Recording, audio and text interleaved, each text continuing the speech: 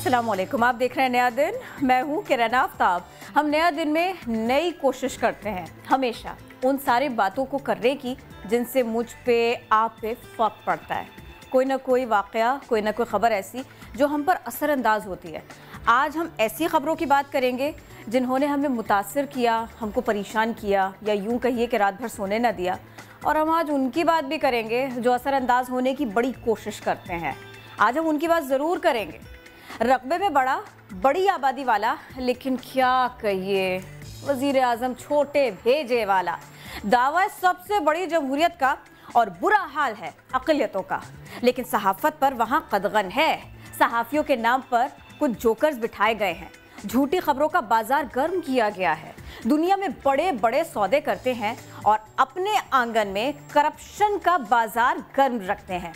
अपने बच्चों को हुकूक तो दे नहीं पा रहे, बच्चियों की इज्जतों को बचा नहीं पा रहे। झूठ बोलते हैं सारी दुनिया से, और सारी दुनिया से नहीं, अपनों से भी। इन्हें तारीख चाहिए, लेकिन भारत की तारीख जिन्होंने बनाई वो मुसलमान थे, उन्हें मुसलमान नहीं चाहिए। पहले वो जगहों के नाम बदल दिया करते थे, अब दूसरों के काम पर अपने नाम का ठप्पा लगा रहे हैं। बड़ी नकल कर रहे हैं, अक्ल इनसे इस्तेमाल होती नहीं। और कुछ पाकिस्तानी सोचते हैं अक्ल शायद इनके यहाँ है नहीं। तो मैं ये सवाल नहीं करूँगी कि अक्ल इनके यहाँ है पड़ोस में हमारे कि नहीं है। मैं ये बात करूँगी कि अक्ल थोड़ी इस्तेमाल कर लेते तो नकल कम से कम बेहतर कर लेते। वो कानों को उतनी अखरती नहीं, इतनी तनकीद होती नहीं। जहाँ जहाँ मुद्दे हैं वहाँ वहाँ उनके कुछ कुछ फॉलोअर्स हैं, और वो ठीक वैसे ही बनने की और करने की कोशिश करते हैं, यानी बेहतरी की जानिब नहीं जाते। मैं शुएब की जानिब जाती हूँ। आपको लग रहा है मैं अकेले बातें करती रहूँगी। अस्सलाम वालेकुम। वालेकुम अस्सलाम एंड गुड मॉर्निंग। मैं बहुत अच्छा हूँ, आप कैसी हैं? मैंने कहा सारी बातें आप करें। मैं चाह रहा हूँ आज सारा वजन किरण के कांधों पर। मैं देखती हूँ ना ये कैसे होगा। किरण आप टॉप स्टोरीज करेंगी, मैं टॉप स्टोरीज करूंगी। ओके, आगे की चीजें मैं तो शर्त लड़ेंगी कि नहीं आप करें। नहीं, कितनी अच्छी है यार, कितनी अच्छी। ऐसा होना चाहिए सबको यार। आपने अगर ख्वाहिश कर दी है तो अगला बंदा चुप करे काम कर ले यार, इसमें क्या मसला है? चुप करके तो आप काम कर रहे थे, मुझे लग रहा था पता नहीं आपने क्या कुछ जो है ना वो कंटेंट निकाल के रखा होगा। नहीं, मुझे ही करना पड़ेगा। आपको करना पड़ेगा। चलिए ठीक है भाई, टॉप स्टोरीज।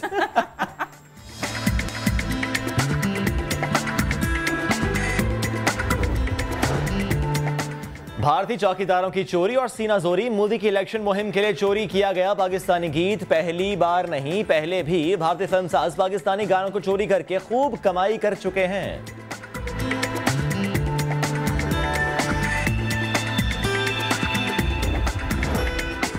मौसम गर्मा पूरी शिद्दत से आया, काला काला फालसा भी साथ लाया। जूस बनाएं या वैसे ही खाएं, हीट स्ट्रोक से खुद को महफूज बनाएं। ज़ियादतीस के मरीज भी दिल खोलकर फालसे का मजा उड़ाएं।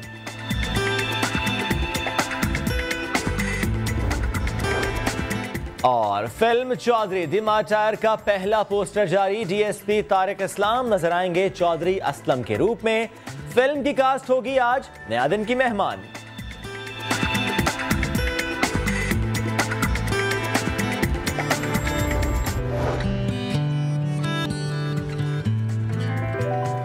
नया दिन में खुशामदीद। और सबसे पहले जिक्र कराची का, जहां एक और मुबैना पुलिस मुकाबला हुआ और एक और नन्ही जान चली गई, यानी एक मां की गोद उजड़ गई। सफूरा चौरंगी के करीब वालिदैन के साथ रिक्शे में जाने वाला 1.5 साला बच्चा निशाना बन गया। गोली एहसन के सीधी जाके सीने में लगी। वालिदैन का गम से बुरा हाल है। पहले उनको अंदाजा न था कि उनका फूल उनसे बिछड़ गया। फायरिंग का मुकदमा सचल थाने में 4 नामालूम अफराद के खिलाफ दर्ज किया गया है। ये मुकदमा इक़दाम कत्ल और कत्ल ख़ता के दिफ़ात के तहत दर्ज किया गया है। एहसन के वालिदैन ने इस सारे मामले की, सारे वाक़े के मुकदमे को मुस्तरद कर दिया।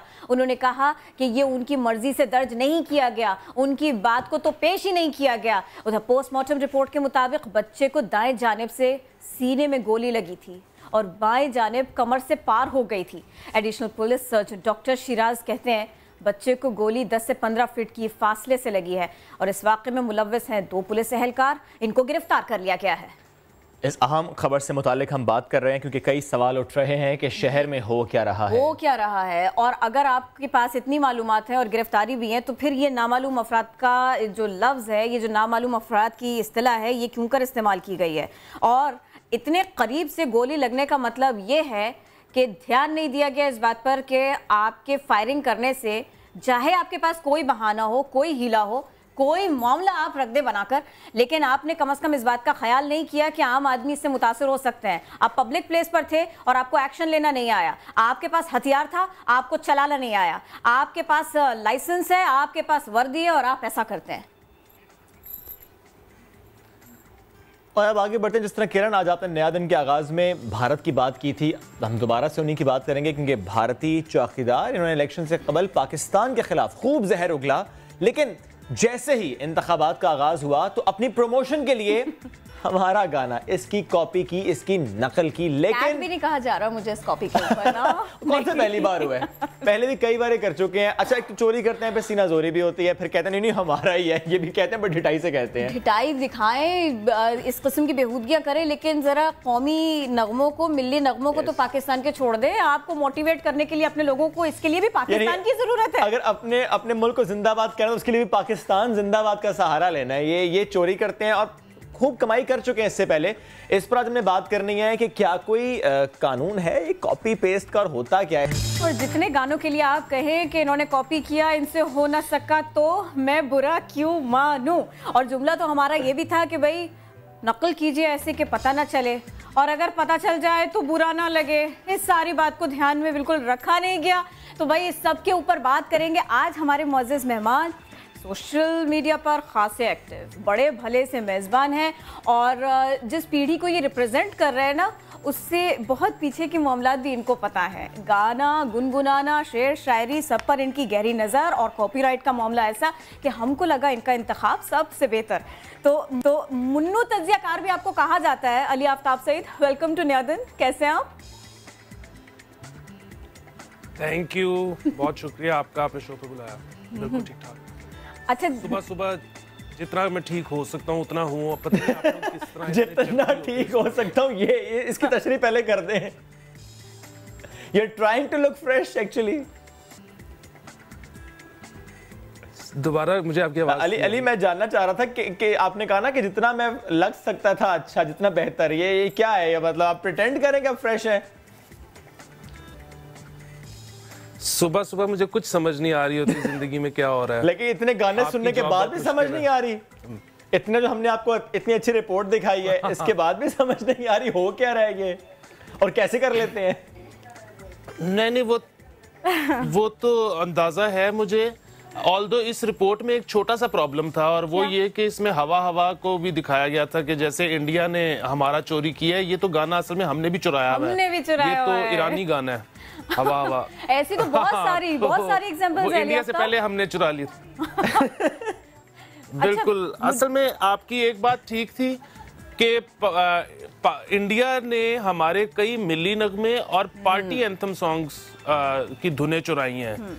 ये काम अभी तक हमने किया नहीं, या फिर मुझे कम से कम इल्म नहीं। इसके अलावा ये है, उन्होंने हमारा दिल दिल पाकिस्तान ने भी चुराया था। बिल्कुल। उसके अलावा दिला तीर बिजा पीपल्स पार्टी का जो एंथम था वो भी उन्होंने चुराया था। वो भी अच्छा नहीं हुआ था। अब ये भी हो गया ISPR वाला गाना। ये तो बहुत जल्दी कॉपी कर रही है। हाँ जी, वो अच्छा। हाँ, असल में बात फिर वही है कि अमूमन कॉपीज आपको तब अच्छी लग सकती हैं अगर आपने कॉपी पहले सुनी हो, क्योंकि जो चीज आप पहले सुन लेते हो ना, उसका फिर आपको फिर उस तरह की कोई भी चीज, आपने देखा होगा कि वो ओरिजिनल गाने जो आप सुन चुकी थी उनके रीमिक्सेस आपको ज्यादातर मुतासिर नहीं कर सके होंगे। सही। तो वो होता है कि कई दफा हम लाइव परफॉर्मेंस पूरा पहले सुन लेते हैं, तो उसके बाद स्टूडियो रिकॉर्डेड परफॉर्मेंस उतनी अच्छी नहीं लगती। 100% बात है, ऐसे तो इस तरह से चलता है। बिल्कुल। और फिर मुझे शायद लगता है कि ना सिर्फ ये कि इन राजा साहब ने गाना चोरी किया ISPR वाला, बल्कि मेरा ख्याल है कि उसके अलावा इन्होंने इमरान इस्माइल साहब का पाथ भी चुराने की कोशिश की है। उन्होंने कहा एक मैं बेहुदा सा गाना गाऊंगा, शायद गवर्नर ही लग जाऊं। आप जाग रहे हैं, आप झूठ बोल रहे थे कि आपको समझ नहीं आ रहा। सुपर एक्टिव चल रहे हैं इस वक्त। अली मैं चाह रहा हूं, मुझे ये बताएं, कोई कानून है और ये कॉपीराइट से मुताल्लिक? बिल्कुल है कानून। और उसकी ना अब वो कानून दो तरह से चलता है। एक तो कानून ये है कि अगर आपको पता लग गया है कि कोई चीज़ चोरी की है और आनी शुरू होगी, जिस तरह अमूमन फिल्मों के केस में हम ये देखते हैं कि ट्रेलर्स पहले आ जाते हैं, पता लग जाता है कि एक गाना आने वाला है, तो आप कोर्ट में जाके उस फिल्म की रिलीज तक रुकवा सकते हो, नंबर 1। नंबर 2 ये कि गाना रिलीज हो चुका है, उसके बाद आप ऑनलाइन जितने भी वो प्लेटफॉर्म्स पे पड़ा हुआ है, यूट्यूब वगैरह पे, वहां से उनकी मोनेटाइजेशन खत्म करा सकते हो कि वो गाना तो रहेगा लेकिन वो जितने भी पैसे कमाएगा वो बेसिकली उसके पास जाने के बजाय आपके पास आ जाएंगे। तो ये 2 तरीके हैं जिसकी वजह से काफी वो हो गया है। लेकिन फिर वही बात, सब लोग तकरीबन एक्सरसाइज नहीं करते इसको, और उसकी वजह वही है कि imitation is the best form of flattery.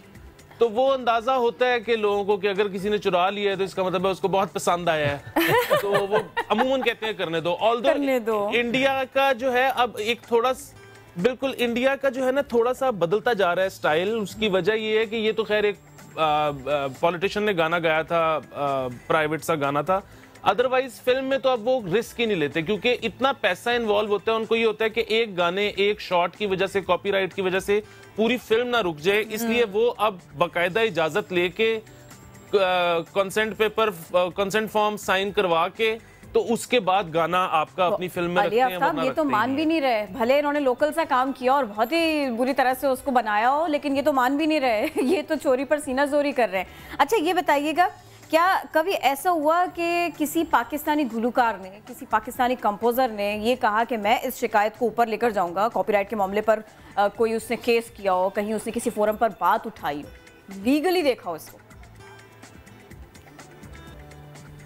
असल में 1-2 दफा ये तो हो चुका है कि पाकिस्तानी सिंगर ने, पाकिस्तानी म्यूजिशियन ने पाकिस्तानी सिंगर के खिलाफ आवाज उठाई जो उसने गाना इंडिया में रिलीज किया था, लेकिन थे दोनों पाकिस्तानी। अक्रॉस बॉर्डर्स इस तरह नहीं हो सका, उसकी वजह ये, और मेरे ख्याल में होगा भी नहीं, क्योंकि अगर ये हो जाता है तो फिर वही मसला है कि वो लोग भी खड़े हो जाएंगे। अब बात ये है कि इंडिया ने तारीख में आज तक जितने भी पाकिस्तान के गाने चोरी किए हैं उससे ज्यादा गाने तो सिर्फ एम अरशद और एम अशरफ ने इंडिया के चुराए हैं।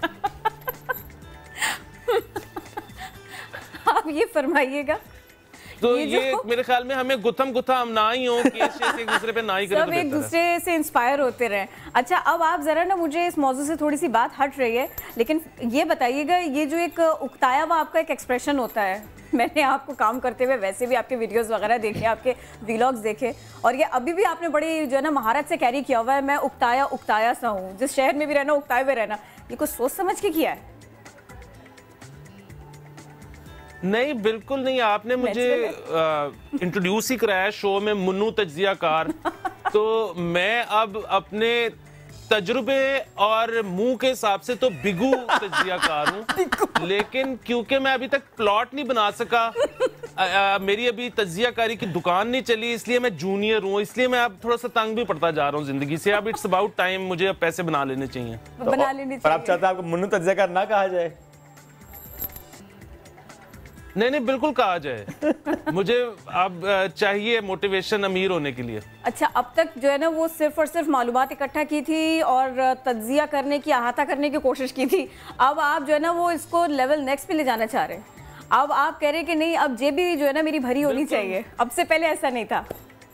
ये अभी भी आप बातें कर रहे, करना आपको ऐसा कुछ नहीं। बिल्कुल आपके शो के तवस्सुत से मैं पैगाम पहुंचाना चाहता हूं कि मैं बिकने के लिए तैयार बैठा हूं। अच्छा मेरा रेट लगाया जाए अच्छा सा।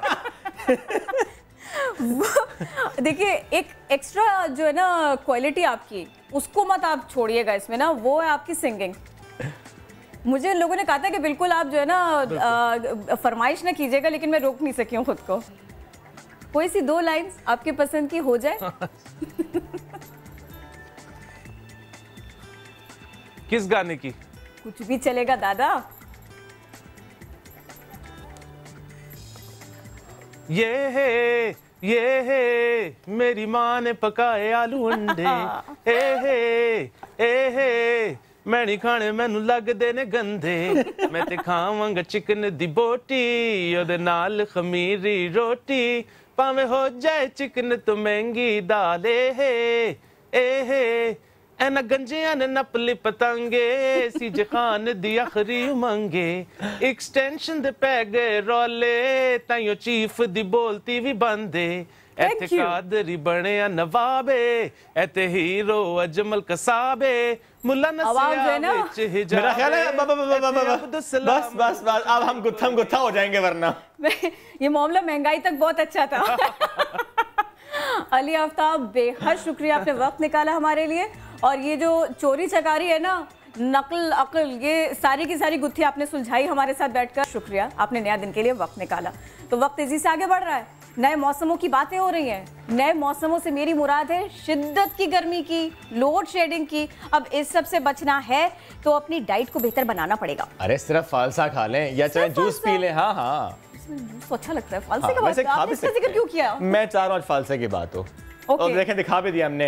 अब किरण, आपने डिसाइड करना है कि आपने ब्लैक फालसे की बात करना है या आपने जो साथ दूसरा कलर है उसकी बात करनी है। मुझे तो ये बहुत ही पसंद है, दोनों ही रंग इसके अच्छे लगते हैं। ठीक है, दोनों मिक्स करके ब्लेंड कर ले, पी ले। ब्लेंड कर लूं, बर्फ लूं कि नहीं लूं, आपकी मर्जी है, आपकी मर्जी है। ठंडा जूस आपने अगर पीना है तो आप बर्फ डालिए। मैं फिर सजेस्ट करूं किरण कि कम डालिए जूस, में थोड़ा फ्रिज में रख लीजिए। आपकी बात तो मैं बिल्कुल नहीं सुनूंगी, बिल्कुल नहीं सुनूंगी। क्यों? अगर मुझे एक एक्सपर्ट ओपिनियन मिलेगी और मुझे इसकी रेसिपी अच्छी सी मिलेगी, तब ही मैं ना इस जूस को आजमाऊंगी, इस फल को आजमाऊंगी। तो चले, कोई बात नहीं। आपका ये मुझे सारी हवाई बातें लग रही हैं। अरे आपका मसला हल करूंगा ना यार, एतबार तो करें। जो मैं बात कर रहा हूं वो खुद से थोड़ी कह रहा हूं। आपके ऊपर एतबार नहीं है मुझे बिल्कुल भी ना। किरण, कल तक तो था। ये क्या हुआ? 1 सेकंड पहले तक भी था। अच्छा, मतलब मैंने तो इतना ही कहा था बर्फ ना डालें, फ्रिज में रख के पी लें। ये सारी बातें मैं नहीं कर रहा। अब हम आपा आ चुकी हैं तो हम रानी आपा से बात करेंगे, माहिर मुरा खानादारी हैं। वेलकम टू नया दिन। बहुत फ्रेश आप लग रही हैं, फालसा का जूस पी कर तो नहीं आई? बिल्कुल आप सही कह रहे हैं, मौसम आते ही फालसे का इस्तेमाल बहुत ज़रूरी है। और हम लोग फालसे को बहुत एक हल्का सा फल लेते हैं। हल्का कैसे होता है? छोटा शाही, लेकिन उफादियत के लिहाज से ये बेहद फायदेमंद है। और अगर इसको इस छोटे से फल में जो फल सही रंग का होता है, और इसको जो अदबा की राय है उसके मुताबिक पका हुआ फल इस्तेमाल करना चाहिए। और जब ये दरख्त पे पक जाता है, इसको उतारा जाता है, तो 24 घंटे के अंदर अगर इसका इस्तेमाल शुरू कर दिया जाए और इसको इस्तेमाल कर लिया जाए तो बहुत फ़ायदेमंद रहता है। अगर इसको डिले करते हैं तो ये ख़राब होना शुरू हो जाता है। ये होता है जिस शहर में फालसा है वहाँ से अगर कहीं और जा रहा है तो फिर पहुँचते पहुँचते ख़राब हो जाता है। तो कोशिश में रखे भी जी बिल्कुल ख़राब हो जाता है। और ये इसीलिए बहुत कम जगहों पर और बहुत कम काश्त और बहुत किया कम जाता अरसे के लिए आता है। जी बिल्कुल, एक उसी वक्त आप जितना पीना है पी लो, पूरे साल का पी लो। और ना सिर्फ ये कि ये पीने में फ़ायदेमंद है, खाने में बहुत ज़्यादा फ़ायदेमंद है, इसलिए पीना ज़्यादा अच्छा लगता है। हाँ, और सबसे बड़ी बात ये कि हम लोग विटामिन ए के लिए बहुत महंगी अद्वियात इस्तेमाल करते हैं। विटामिन ए जी, बहुत ज़्यादा इसके अंदर विटामिन ए है। फाइबर इसमें बहुत ज़्यादा मौजूद है। इतने से फालसे में, लेकिन ज़ाहिर हम एक तो नहीं खाएंगे और कम से कम हमें एक मुट्ठी भर के ज़रूर खाना चाहिए। एक आदमी एक मुट्ठी भर के, ये क्वांटिटी ज्यादा खा ले, कम से कम कह रही हूँ, इससे ज्यादा खा लें। क्योंकि फालसे को जो खाने का असल तरीका है, जो घर के बड़े बूढ़े हैं वो ज़्यादातर इसका इस्तेमाल करते हैं। बच्चे तो आजकल यंग हैं, उनके पास टाइम ही नहीं होता, फास्ट फूड से उन्हें फुर्सत नहीं होती है, तो माएँ अपनी उनकी डाइनिंग टेबल पर रख देती हैं कि भाई खाने के दरमियान, खाने के बाद मसाले में ना वो बिल्कुल ऊपर नीचे करके और बहुत सारा मसाला उसमें हो तो वैसे अच्छा लगता है। बहुत फ़ायदेमंद है। उसमें नमक छिड़क लें, काली मिर्च छिड़क लें और हमेशा पका हुआ फल खाएं। और इसके अलावा फालसा की इफादियत मैंने विटामिन ए तो बताया, इसमें फाइबर बताया, इसमें आयरन कसरत के साथ मौजूद है। और खून की कमी को दूर करने के लिए भी फालसे का इस्तेमाल बेहद ज़रूरी है। अच्छा जी, आप बाद में मुकम्मल करें, फिर मुझे क्विक सी ना रेसिपी बताइएगा शरबत की। जी बिल्कुल बताऊंगी, बिल्कुल बताऊंगी। और इसके साथ ही फालसे को बेहतरीन तरीका जो इस्तेमाल करने का है वो ये है कि इसका शरबत बना लिया जाए। अच्छा, शरबत बनाने के लिए हमारे यहाँ बहुत ईजी है कि ब्लेंडर में डालकर ब्लेंड कर लें और शुगर डाल दें, बर्फ़ डाल दें। लेकिन इसका जो बेहतरीन तरीका है वो ये है कि अपने हाथों पर ग्लव्स पहन लें और ग्लव्स पहनने के बाद फालसों को धो लें।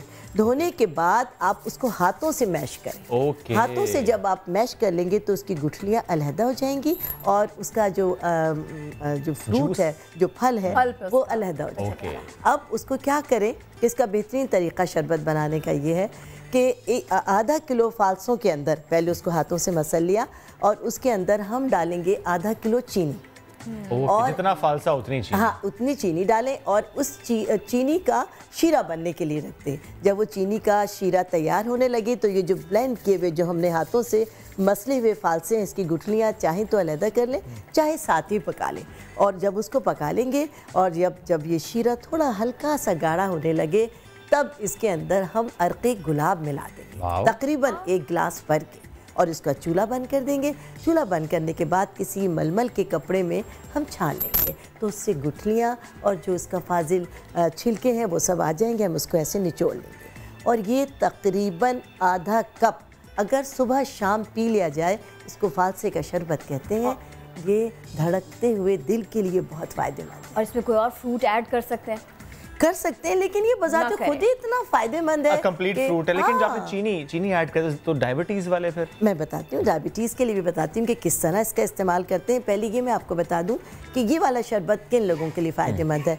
अक्सर ख़वातीन और मर्दों को आपने सुना होगा, यार दिल डूबा सा जा रहा है, दिल बैठा जा रहा है, आपने अक्सर सुना होगा। और गर्मियाँ आते ही लोगों के साथ ये प्रॉब्लम शुरू हो जाती है। वो तमाम लोग जो इस मर्ज़ का शिकार हैं वो ये आधा कप शरबत सुबह और आधा कप शाम को ले लें। और इसका कोई हार्ड एंड फास्ट टाइम नहीं है कि खाने से पहले लें या खाने के बाद लें।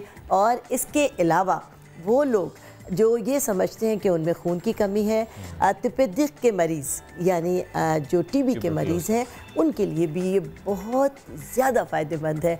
वो लोग जिनको हिचकी शुरू हो गई हो, और हिचकी जब शुरू हो जाती है अगर ज़्यादा बढ़ जाए बहुत तकलीफ़ होती है, तो उनको चाहिए कि फ़ौरी तौर पर या तो फालसा खाना शुरू कर दें या फालसे का शरबत अगर आपकी अम्मी ने तैयार करके रखा हुआ है तो उसको पीना शुरू कर दें। तो अल्लाह के फजल से वहीं आपकी हिचकी रुक जाएगी। अब रहा शुगर के लिए, आपने कहा कि शुगर, आप कुछ मुझे कहना चाह रही थी? वो मैं अर्क़े गुलाब का पूछना चाह रही थी। अब तक तो हमने स्किन पे अप्लाई किया था, आपने इसमें मिलवाया, वो भी बता दीजिए, शुगर भी बता दीजिए। जी, मैं शुगर का बताती हूँ। अर्क़े गुलाब, मैंने कहा ना कि वो लोग जिनका दिल बहुत कमज़ोर है, जिनको बहुत वीकनेस फील हो रही है, जो गुलाब है अल्लाह ताला ने वो ऐसे ही दिलों के लिए, ऐसी ही यानी एक चीज़ जो डूबने जा रही है उसको तराने के लिए गुलाब इस्तेमाल होता है। उसकी खुशबू, उसको मुफर्रे दिल कहते हैं, उसको दिल की ताजगी के लिए इस्तेमाल करते हैं। और जब हम इसको फालसे की शरबत में ऐड कर लेते हैं तो ये बहुत पुरतासीर शरबत बन जाता है, एक दवा बन जाती है। और जो लोग शुगर पेशेंट हैं वो फालसा ज़रूर इस्तेमाल करें और उसके ऊपर हल्का सा नमक छिड़क लें। अगर ब्लड प्रेशर के मरीज़ हैं तो नमक भी ना छिड़कें, ऐसे ही ले लें। और ये भी बता दूं कि शरबत जो फालसा है ये हाई ब्लड प्रेशर के लोगों के लिए भी बहुत ही फ़ायदेमंद है। इसका ज़रूर इस्तेमाल करें इस मौसम के आते ही। अगर फालसे को आप वैसे ही खा लें या शरबत बना के इस्तेमाल करें तो बहुत ही फ़ायदेमंद। और जिस तरह आपने कहा कि पका हुआ फालसा ही इस्तेमाल करना है, तो ये निशानी कैसे करेंगे अपनी नेल पॉलिश? ये जो रंग है, इस रंग का फालसा तो कच्चा होगा? हरा वाला कच्चा होगा, है ना? हरा वाला कच्चा होगा। आज प्लानिंग से लगता है लगाइए ही नेल पॉलिश। नहीं, देखिए हरा फालसा तो नहीं बताऊंगी किसकी फरमाइश पे लगाई। वो कच्चा ही होता है, हरा फालसा तो कच्चा ही होता है। लेकिन जो लाइट कलर का फालसा होता है, जो सख्त होता है, वो ज़रा खाने से गुरेज करें, उससे गला ख़राब हो जाता है। और पका हुआ फालसा वो होता है जब आप मुंह में डालें हल्का सा नरम होता है और वो मिठास की तरफ आ जाता है। वो पका हुआ फालसा होता है, वो नहीं जो ख़राब हो रहा है और नरम पड़ के, वो नहीं, जो आप फ्रेश ले रहे हैं और जब आप मुंह में डाल रहे हैं जल्दी से वो खाया जा रहा है और उसका जो जायका है वो मिठास की तरफ आ रहा है, वो पका हुआ फालसा है। और शुगर के मरीज़ अगर फालसे का इस्तेमाल मेरे बताए हुए तरीके पर करें तो अल्लाह के फजल से 15 दिन के अंदर अंदर वो लोग जो शुगर के मर्ज़ से परेशान हैं वो इससे बहुत ज़्यादा फ़ायदा हासिल कर सकते हैं। और अल्लाह की ज़ात पर यकीन करते हुए अगर मेरे बताए हुए इस नुस्खे को पूरे दिलजोई के साथ, पूरे यकीन के साथ इस्तेमाल करें तो अल्लाह के फजल से शुगर जैसे मर्ज़ से भी छुटकारा यानी अगर जो इंसुलिन का इस्तेमाल कर रहे हैं, आपको लगता है वो इस्तेमाल करना तर्क कर देंगे? देखिए, मैं ये नहीं कहूँगी कि जो लोग इंसुलिन पर हैं वो इस्तेमाल करना तर्क कर दें, क्योंकि इंसुलिन पेशेंट ज़ाहिर है सुबह शाम हर खाने से पहले अपनी शुगर का टेस्ट ज़रूर करते हैं, उसके मुताबिक इंसुलिन लेते हैं, लेकिन मैं उन्हें नहीं कहूँगी, लेकिन वो लोग जिनकी अभी या तो बॉर्डर लाइन पर है या बहुत इनिशियल स्टेज पर है कि उस पर काबू पाया जा सकता है। खाने पीने से मैनेज कर रहे हैं, जो भी दवाई पर नहीं पहुंचे, जो स्ट्रीम पर नहीं पहुंचे, जिनका लबलबा अभी कुछ काम कर रहा है, उनको फायदा इसका होगा। बिल्कुल पूरी तरीके से उसने काम नहीं छोड़ा। वो लोग अगर जो मैं आज नुस्खा बता रही हूँ कि फालसे की छाल का अंदर का हिस्सा, देखिए फालसे की छाल वो होती है जो उसके पौधे से दरख्त से उतार ली जाए, वो लकड़ी है, उसके अंदर का हिस्सा अगर आप तकरीबन 1 छटांग के करीब ले लें और बनोला, और बनोले को काट कर। पहले आप जरा आम लोगों को समझाइए बनोला है क्या? बनोला जिससे हमारी रुई बनती है। कपास जी। कपास का जो पौधा होता है वो उसका जो पकता है, जब उसमें से रुई फूटती है, उससे पहले वो बनोला कहलाता है। रुई खानी है? हाँ, नहीं रुई नहीं खानी। वो पॉपकॉर्न के जैसा होता है, वो तो एकदम सा आ जाता है। एक जो उसकी गिरी होती है, जो बीज होता है वो बिल्कुल बारीक सा होता है, एक नाखून के बराबर होता है। जब उसे बो दिया जाता है, वो फूटता है तो बड़ा हो जाता है। फिर उसके ऊपर यानी हमारी रुई आती है। उसके अंदर का जो गूदा है उसको तकरीबन 50 ग्राम अगर हमने ये फालसे की छाल ली, अंदर का गूदा, और इसके अंदर हमने 25 ग्राम अगर बनौले का गूदा मिला लिया और इसको हम रात को 1 कप पानी में भिगो दें और काट के बारीक बारीक, और सुबह नहार मुँह छान कर 15 दिन तक अगर ये पानी पी लिया जाए तो अल्लाह के फजल से शुगर यहीं कंट्रोल हो जाएगी और आगे नहीं बढ़ेगी, और हो सकता है कि अल्लाह के फजल से ये मर्ज जड़ से ही ख़त्म हो जाए। लेकिन जो लोग इंसुलिन पर हैं, मैं उन्हें बिल्कुल ये एडवाइस नहीं दूंगी। इसीलिए मैंने पूछा था क्लियर हो जाए। अच्छा, मैं दोबारा जूस पर आना चाह रहा था। मैं पूछना ही चाह रहा हूँ क्योंकि लाइफ कम है, फालसे की या अपने का 24 घंटे के अंदर इस्तेमाल करें बहुत बेहतर है। अगर कोई फ्रीज करना चाहे जूस बनाने के बाद, उसे हाईली कंसंट्रेटेड जूस बनाया, फ्रीज कर दे, बाद में 1 चम्मच निकाला, घोला और पी लिया। बिल्कुल बिल्कुल आपने जो बात कही, आजकल यंगस्टर तो हमसे बहुत ज़्यादा माशाल्लाह फास्ट हो गए। बिल्कुल आपने सही कहा कि ये तो मैंने एक आधा किलो फालसों का जूस बताया, आप 25 किलो फालसों का जूस इस तरह शरबत बना लें, और यकीनन हम जब भी कोई चीज़ फ्रीज़ कर देते हैं तो उसकी लाइफ बढ़ जाती है। बवक्ती ज़रूरत हम उसे निकालें, और पूरे मौसम में रमज़ान आने वाला है, अपनी पूरी फैमिली में, जब हम ज़ाहिर है कि गर्मियों के रोज़े हैं और रोज़े में हमेशा हम लोग शरबत से ही अफ्तार करते हैं, और शरबत अगर मुंह को लग जाए तो नहीं छूटता वो। तो अगर फालसे के शरबत का इस्तेमाल कर रहे हैं तो ये मुफर्रे दिल भी है, आपके दिल को ताकत देगा, दिन भर की कमज़ोरी दूर करेगा, पानी की कमी को दूर करेगा, क्योंकि इसमें 75% पानी मौजूद है फालसे के अंदर। और अगर इसका हम रमज़ान की तैयारी अभी से शुरू हो गई है माशाल्लाह, अगर अभी फालसा है तो अभी बना के रख लें, बना के रखें और उसको फ्रीज कर दें। ये फरमाइएगा, ये कोई भी फ्रूट आप खाएं तो उसका सीड आप फेंक देते हैं, बीज आप फेंक देते हैं, इसका तो मुश्किल है बीज निकालना। और जैसे हम ये सुनते हैं कि जामुन का जो बीज है उसको पीस लिया जाए, वो शुगर पेशेंट्स के लिए अच्छा है। इसको एलिमिनेट करना अजाब है एक तो, और दूसरी ये कि अगर ये मौजूद है तो ये कोई नुकसानदेह तो नहीं है इसका बीज? नहीं मेरी शहजादी, जैसे मैंने आपको बताया कि बीज का इस्तेमाल शहजादी का मेरे लिए शहजादी से बढ़ के शहजादी आप कहीं ना जाए। मेरे दोनों बच्चे मेरे लिए शहजादे और शहजादियों से कम नहीं है। मेरे बेटे, आप ना, मैंने बताया इसका जो असल तरीका है कि आप ना इसको ग्लव्स पहन के हाथों से मलें, जो एक पुराना और देसी तरीका है। उसमें ना टाइम टेकिंग भी है। नहीं, जो नर्म होता है वो यूं किया और बस, यानी, और उसके बाद आपको शीरे में पकाना है मेरी गुड़िया, पकाना है। और जब वो शीरा पक रहा होगा तो जो सारा गुठलियों के ऊपर रह गया है फालसा वो भी अलहदा हो जाएगा। और उसके बाद आप छान लेंगे, और जब ऐसे आप कपड़े के कपड़ छाने से कहते हैं तो इस तरह पूरा रस निकल आएगा, और जो फोक है उसके अंदर सिर्फ उसकी गुठलियाँ रह जाएंगी और उसका छिलका रह जाएगा। वो आप फेंक सकती हैं बगैर किसी तकलीफ के दिल में नहीं दुखेगा इसमें कुछ आ रहा है। ये मेरा भी कंसर्न होता है कि कहीं ऐसा नहीं हो पल्प साथ में फेंक जाए, रिस्क ज़ाया हो जाए और कोई ताकत की चीज़ हमारे पास से चली जाए, ऐसा बिल्कुल नहीं है। क्योंकि फालसे की गुठली का इस्तेमाल इतना मौसर नहीं है ना। उसको अगर छिलके को भी हम अलहदा कर लें, अगर सोचें कि एक फालसा लें छोटा सा, उसका छिलका उतारने बैठे तो क्या बचेगा हमारे पास? क्या बचेगा? छिलके के साथ ही उसका पल्प भी निकल जाएगा, फिर बीज भी निकाल देंगे तो कख नहीं बचना। और शुगर पेशेंट जो है वो ऐसे ही इसको जो शक्ल है इसकी इसी तरह इस्तेमाल करें, धो लें और इसके बाद अगर ब्लड प्रेशर नहीं है तो हल्का सा नमक डाल लें, अगर ब्लड प्रेशर है तो बग़ैर नमक डालें। बहुत मज़ेदार अल्लाह ने इसको खूबियों से नवाजा है। ये कहने को बिल्कुल छोटा सा फ्रूट है लेकिन इसका टेस्ट बहुत स्ट्रॉन्ग होता है, इसीलिए हम इसको बहुत सारे फ्रूट्स के साथ खा नहीं सकते। लेकिन क्या मैं ये डेयर कर सकती हूँ कि इसको फ्रूट सैलेड में डाल लूँ या क्रीम के साथ आजमा लूँ? ज़रूर गुड़िया, फिर आना है। ज़रूर ज़रूर ज़रूर आप अपने सैलेड के अंदर इसको बहुत ज़्यादा इस्तेमाल करें।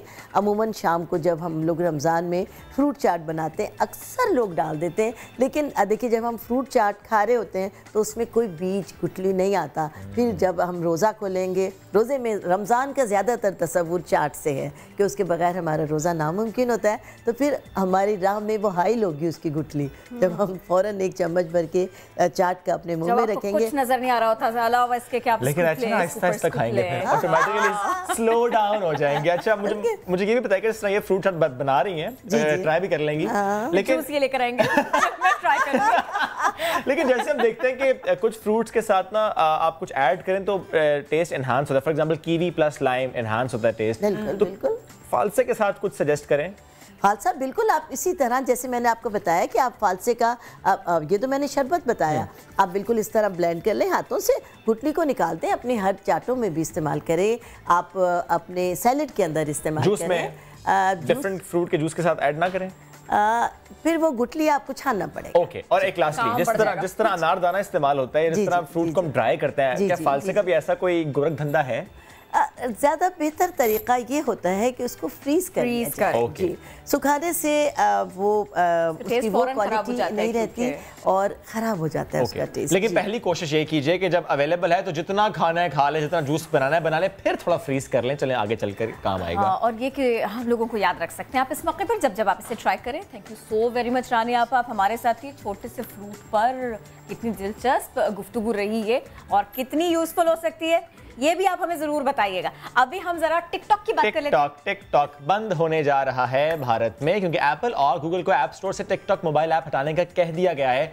सुप्रीम कोर्ट ने टिकटॉक पर पाबंदी लगाने से मुताल्लिक मद्रास हाई कोर्ट का स्टे ऑर्डर मुअत्तल कर दिया है और भारत में तकरीबन 1,40,00,000 अफराद टिकटॉक इस्तेमाल करें। किरण, अब सवाल यह कि जिनके पास ऑलरेडी डाउनलोड हुआ है वो इस्तेमाल कर पाएंगे या नहीं? टेक्नोलॉजी की मिनिस्ट्री के मुताबिक तो जिन लोगों के मोबाइल में टिकटॉक डाउनलोड है वो इसका इस्तेमाल कर सकेंगे, लेकिन हाँ नया यूजर ना वो इसे इस्तेमाल नहीं कर सकेगा, डाउनलोड नहीं कर पाएगा, इस्तेमाल क्या करेगा? एनीवेज कोई वीडियोस नहीं बनेंगी, सिर्फ ख्वाब देखे नए यूजर्स, दैट्स इट। अच्छा, ख्वाब देखने की बात कर रहे हैं। अब मैं तो तवील तरीन दरख्त का सोच रहा था, कहाँ पर होगा ये? कहाँ पर होगा आप बताएं ना। मैं बताती हूँ, मलेशिया। आपको कैसे पता है? मुझे पता है, वहाँ पे आ रहा है लिखा हुआ।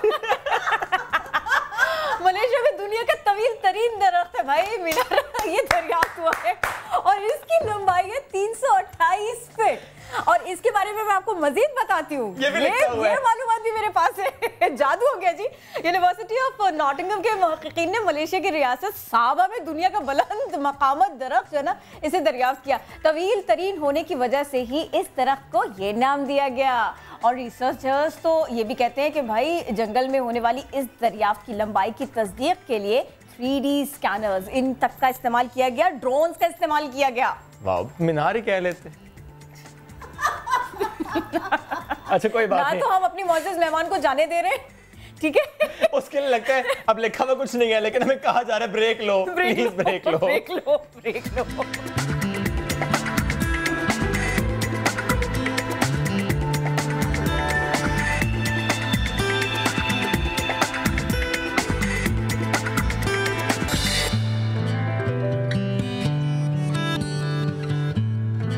एक क्विक सी नजर डालेंगे सियासी मंजरनामे पर। वहां पर भी कई रंग हैं। गुज़श्ता बरस जिन अदालती राहदारियों पर साबिक वज़ीर-ए-आज़म नवाज शरीफ दिखाई देते थे, कल वहीं साबिक सदर आसिफ अली जरदारी भी दिखाई दिए। इस्लामाबाद की एहतसाब अदालत में पेशियों पर पेशियां, चेहरे बदलते रहे, शख्सियात बदलती रही। ये मनाजिर दोनों ही शख्सियात से मुताल्लिक आपके सामने रखे हैं हमने।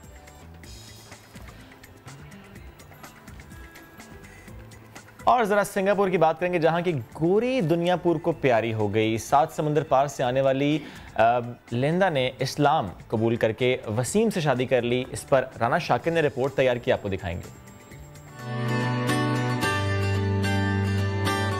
जगमगाता लिबास और दूल्हे का साथ सिंगापुर की गोरी ने दुनियापुर में घर बसा लिया। लोधरा की तहसील दुनियापुर के वसीम से लिंदा और गुलेन को 6 माह कबल मोहब्बत हुई। फिर क्या था, लिंदा ने फ्लाइट पकड़ी और पाकिस्तान आकर इस्लाम कबूल करके वसीम से शादी कर ली। पाकिस्तान वो भी मेरे साथ इधर 2-3 बार यहाँ पे आ चुकी है पहले, तो अब फिर दोबारा आई है, तो उन्होंने कहा कि मैं इस्लाम कबूल करना चाहती हूँ और तुमसे शादी करना चाहती हूँ, तो इसलिए अब उन्होंने इस्लाम कबूल किया और मुझसे शादी की है। अल्हम्दुलिल्लाह हम बहुत खुश हैं और मेरी फैमिली भी इस पे रज़ामंद और खुश है। अब उसका नाम हमने आयशा रखा है। वालिद कहते हैं वसीम मलेशिया रोज़ी कमाने गया था, अपने साथ गोरी को ब्याह लाया।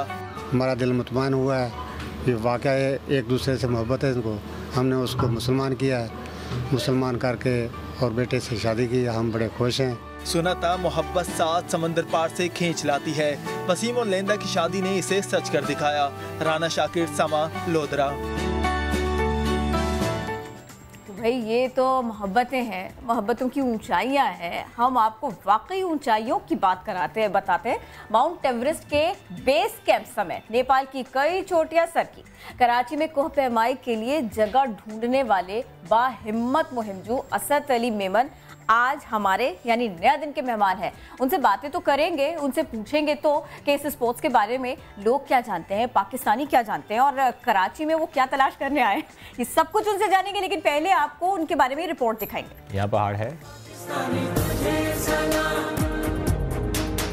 बुलंद हौसलों से बुलंद चोटियों को सर किया, हिम्मत और मजबूत इरादे से हर मिशन को मुकम्मल किया।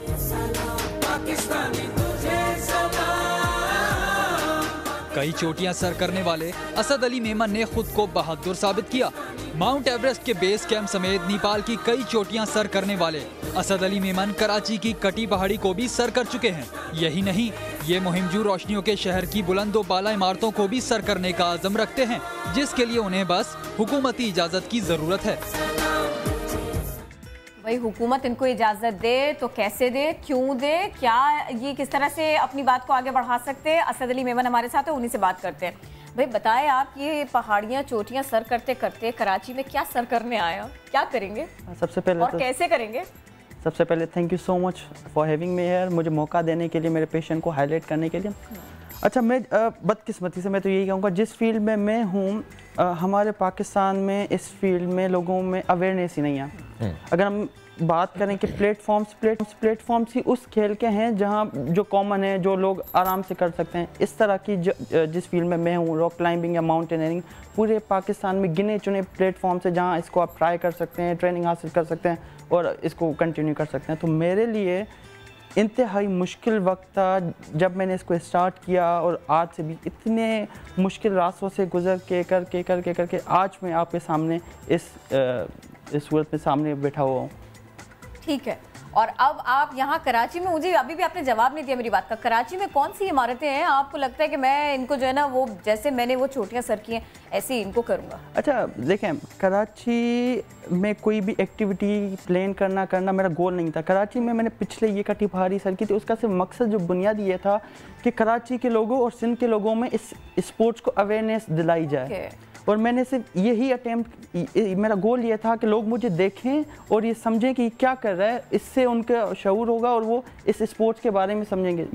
और इस बात कर लें पूरी अपनी, और ये भी बता दें इसमें दिक्कतें क्या है? दिक्कतें बहुत हैं। जैसे मैंने पहले कहा, कोई प्लेटफॉर्म्स नहीं है, कोई आप किसके पास जाएं, कैसे करें, कोई, और ये आपके नॉलेज के लिए हुआ किसी से कोई बात हुई आपकी? अभी तक कुछ भी नहीं, अभी तक सिर्फ ये प्लेटफॉर्म है? बहुत से प्लेटफॉर्म्स है, गवर्नमेंट से लेके प्राइवेट सेक्टर, सबके पास में गया हूँ, चाहे वो स्पोर्ट्स मिनिस्टर साहब हों, सेक्रेटरी स्पोर्ट्स हों। इवन मैं आपको एक मज़े की बात बताता हूँ, सिंध के डायरेक्टर स्पोर्ट्स, जिनका काम क्या है, यही कि स्पोर्ट्स को प्रमोट करें, मेरिट पे लोगों को, नौजवानों को आगे लाएं। अगर डायरेक्टर स्पोर्ट्स आपको ये बोलें कि हम आपको प्रमोट करके क्या करें, हमें क्या फ़ायदा है, तो मैं कहाँ जाऊँ, मैं क्या करूँ? ये कहा उन्होंने? ये अगर डायरेक्टर स्पोर्ट्स आप आपको इस तरीके से करें तो हम कहाँ जाएँ? नहीं, लेकिन why do you need a platform? अगर आप मुख्तलिफ जगहों पर जा रहे हैं और पहाड़ियाँ सर कर रहे हैं, आपका पैशन है तो फिर बतौर स्पोर्ट्स के तौर पर इस पर बात करना या प्लेटफॉर्म चाहना ये इतना रिक्वायर्ड क्यों है? उसकी वजह यह है कि एक पॉइंट होती है, एक सर्टेन पॉइंट के बाद आप फाइनेंशियली उसको कंटिन्यू नहीं कर सकते। आज से 4 साल तक अभी तक मैं जितना भी बाहर जाना, नेपाल, पाकिस्तान में, ये एक्सपेंसिव स्पोर्ट्स है। अपने एंड तक तो मैं जितना अपनी कैपेसिटी में कर सकता था, ग्रुप्स में एक्सपेडिशंस का हिस्सा बन सकता था, बन गया। लेकिन अब ऐसी सिचुएशन आ गई है कि मुझे स्पॉन्सर्स या गवर्नमेंट से मैं तंग आ चुका हूँ, टू बी वेरी ऑनेस्ट। वहाँ जा जाके मुझे ये जवाब मिलता है कि हम आपको सपोर्ट क्यों करें। यानी जिसने इतनी ऊंची चोटियां सर की, अब उसको बाकायदा परेशान किया जा रहा है और चक्कर पर चक्कर कटवाए जा रहे हैं। वैसे जितने चक्कर इन्होंने इनके दफातर के आपने लगा लिए, आपको नहीं लगता 2-4 चोटियां सर करने के बराबर ही होगा? मैं आपको बता रहा हूँ, उनके एम्प्लॉय से ज़्यादा पंचुअल तो मैं हूँ। इतनी दफ़ा ऑफिस जा जाके उनका वेट करना कभी साहब। लेकिन बहरहाल ये चीज़ें पैशन से क्या हासिल करेंगे डायरेक्टर स्पोर्ट्स? आपको इससे भी इनका अज़्म नज़र नहीं आता? थोड़ा सा इनकी मदद करें। मैं आपसे ना, जब मैं बिल्कुल शुक्रिया अदा करने लगूंगी ना, तो मैं आपसे कहूँगी कि आप ज़रूर डायरेक्ट होकर कुछ कह सकते हैं। उससे पहले आप हमें ज़रा अपनी दिक्कतों के बारे में बताइए। इस शहर में, इस देश में सिर्फ यही मकामात तो नहीं, दफातर तो नहीं, आप तो चोटियों पर भी चढ़ चुके हैं। उन दिक्कतों का बता दें हमें। देखिए, दिक्कतें देखें, कराची में सिर्फ गिनी चुनी चीज़ें हैं। अब मुझे कराची से निकलना ही है, क्योंकि एक कटी पहाड़ी है और शायद औरंगी टाउन में मेरे लेवल की नहीं, बहुत छोटी हैं, उसमें आप सिर्फ थोड़ी सी ट्रेनिंग कर सकते हो। लेकिन अब जब हाई लेवल पे ऊपर जा रहे होते हो, जैसे कि बलूचिस्तान की साहिली पट्टियाँ में कुछ वहाँ पे मैं कर सकता हूँ, लेकिन वहाँ बलूचिस्तान की सिचुएशन मुझे अलाउ नहीं करती कि मैं वहाँ पे एज ए इंडिविजुअल एज जाऊँ। तो मेरा गोल होता है कि पाकिस्तान के नॉर्दर्न एरिया जैसे गिलगित हो गए, हुंजा की तरफ, यहाँ पर बहुत चोटियाँ हैं, लेकिन बगैर किसी गवर्नमेंटल सपोर्ट के मैं नहीं जा सकता। और एक दूसरी चीज़ ऐड कर दूँ, मेरा एक गोल है, एक मेरा मिशन है। मिशन ये है कि करंटली पाकिस्तान से सिर्फ एक वाहिद बंदी हैं जिन्होंने 7 समिट्स किया है। 7 समिट्स होता क्या है? 7 समिट जिस तरह दुनिया के 7 कॉन्टिनेंट्स होते हैं, हर कॉन्टिनेंट की एक हाईएस्ट पीक होती है, और एक किसी भी माउंटेनियर का एक ड्रीम होता है कि वो 7 समिट्स करे, मतलब हर कॉन्टिनेंट की हाईएस्ट पीक को सर करे। करंटली समीना बेग, जो पाकिस्तान की वाहिद खातून है, शी वॉज 24 जब उन्होंने ये सारी 7 समिट्स की थी। Currently I am 21। मेरे पास 2 से 3 साल हैं to be able to be the youngest person जिसने 7 समिट्स किया हो। आप उनका रिकॉर्ड तोड़ना भी चाह रहा हूँ, और मेरा नेक्स्ट मंथ रशिया का टूर भी है, उसमें मुझे सपोर्ट चाहिए। माउंट वो आपको लगता है ये 2-3 सालों में आप कर पाएंगे अगर सपोर्ट मिले आपको? इंशाल्लाह। ओके, और इरादा है माउंट एवरेस्ट का भी, K2 का भी, हर चोटी सर करने का इंशाल्लाह। और कुछ बिल्डिंग्स पर भी आप चढ़ना चाहते हैं कराची की? मैंने कोशिश की थी अपनी कैपेसिटी में कुछ लोगों के साथ बात करने, लेकिन हो नहीं सका था। मैं चाह रहा था कि कराची में जो सबसे बुलंद तरीन छोटी बिल्डिंग है, हम भी यही सोच लेते हैं बिल्डिंग्स के बारे में, अपनी छोटी है, ठीक है। जैसे बहरिया टाउन का हो गया, या कुछ बैंक्स वगैरह की जो है, तो मैं चाह रहा था उनसे कर लूँ, लेकिन वहाँ से कोई मुझे रिस्पांस नहीं मिला। अगर वो मुझे देख रहे हैं और अगर वो मुझे मौका दें तो ये भी एक अच्छी चीज़ है। फिर आपको मौका देंगे तो आधा कराची पहुँच जाएगा, हमने जाना है जी ऊपर। हर किसी के बस में नहीं होता ये। हाँ, हर किसी के बस में नहीं होता ये। मुमकिन कैसे बनाया? फिटनेस का राज बताएं। हाँ, माउंटेनियरिंग एक वाहिद स्पोर्ट है जिसमें आपको एक्सट्रीम फिट होना लाजमी है। फुटबॉल, क्रिकेट तो चलो आप 6 महीने करने के बाद हो सकता। माउंटेनियरिंग एक एक्सपीडिशन महीने तक चलती है। कोई भी एक्सपीडिशन हो, उसका एवरेज टाइम 3 से 4 हफ्ते हैं। अपने आप को फिट रखने के लिए रनिंग लाजमी है। रनिंग से आपका स्टेमिना इंक्रीज होगा। आपकी डाइट, मेन चीज़ डाइट होती है। हम आपको पता है, जब हम किसी भी माउंटेन पे होते तो हम इस घर का खाना नहीं खा रहे होते, हम ड्राई फ्रूट और टिन में एक छोटे थे वो फ्रूट्स आते हैं। कोई निहारी पाए नहीं मिलते उधर, ये ड्राई फ्रूट्स पे गुजारा करना पड़ता है। पूरे महीने उस पे गुजारा करना होता है। चॉकलेट्स होते हैं, कुछ वेफर्स होते हैं, इस पे। चॉकलेट तक तो बात बहुत अच्छी है।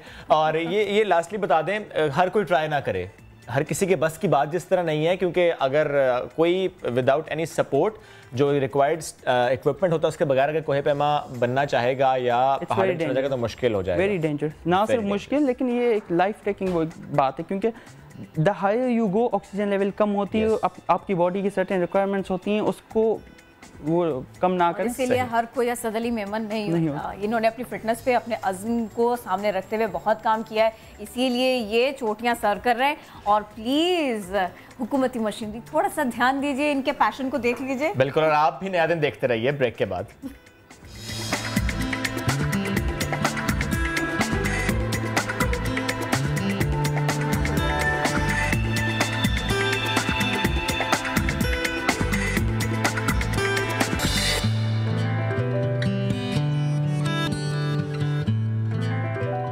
नया दिन में एक बार फिर खुशामदीद। और अब बात करेंगे उनकी जो चोरी करते हैं, चोरों को ठिकाने लगाया जाएगा, उनके मकाम तक पहुंचाया जाएगा अगर चोरी ना छोड़ी।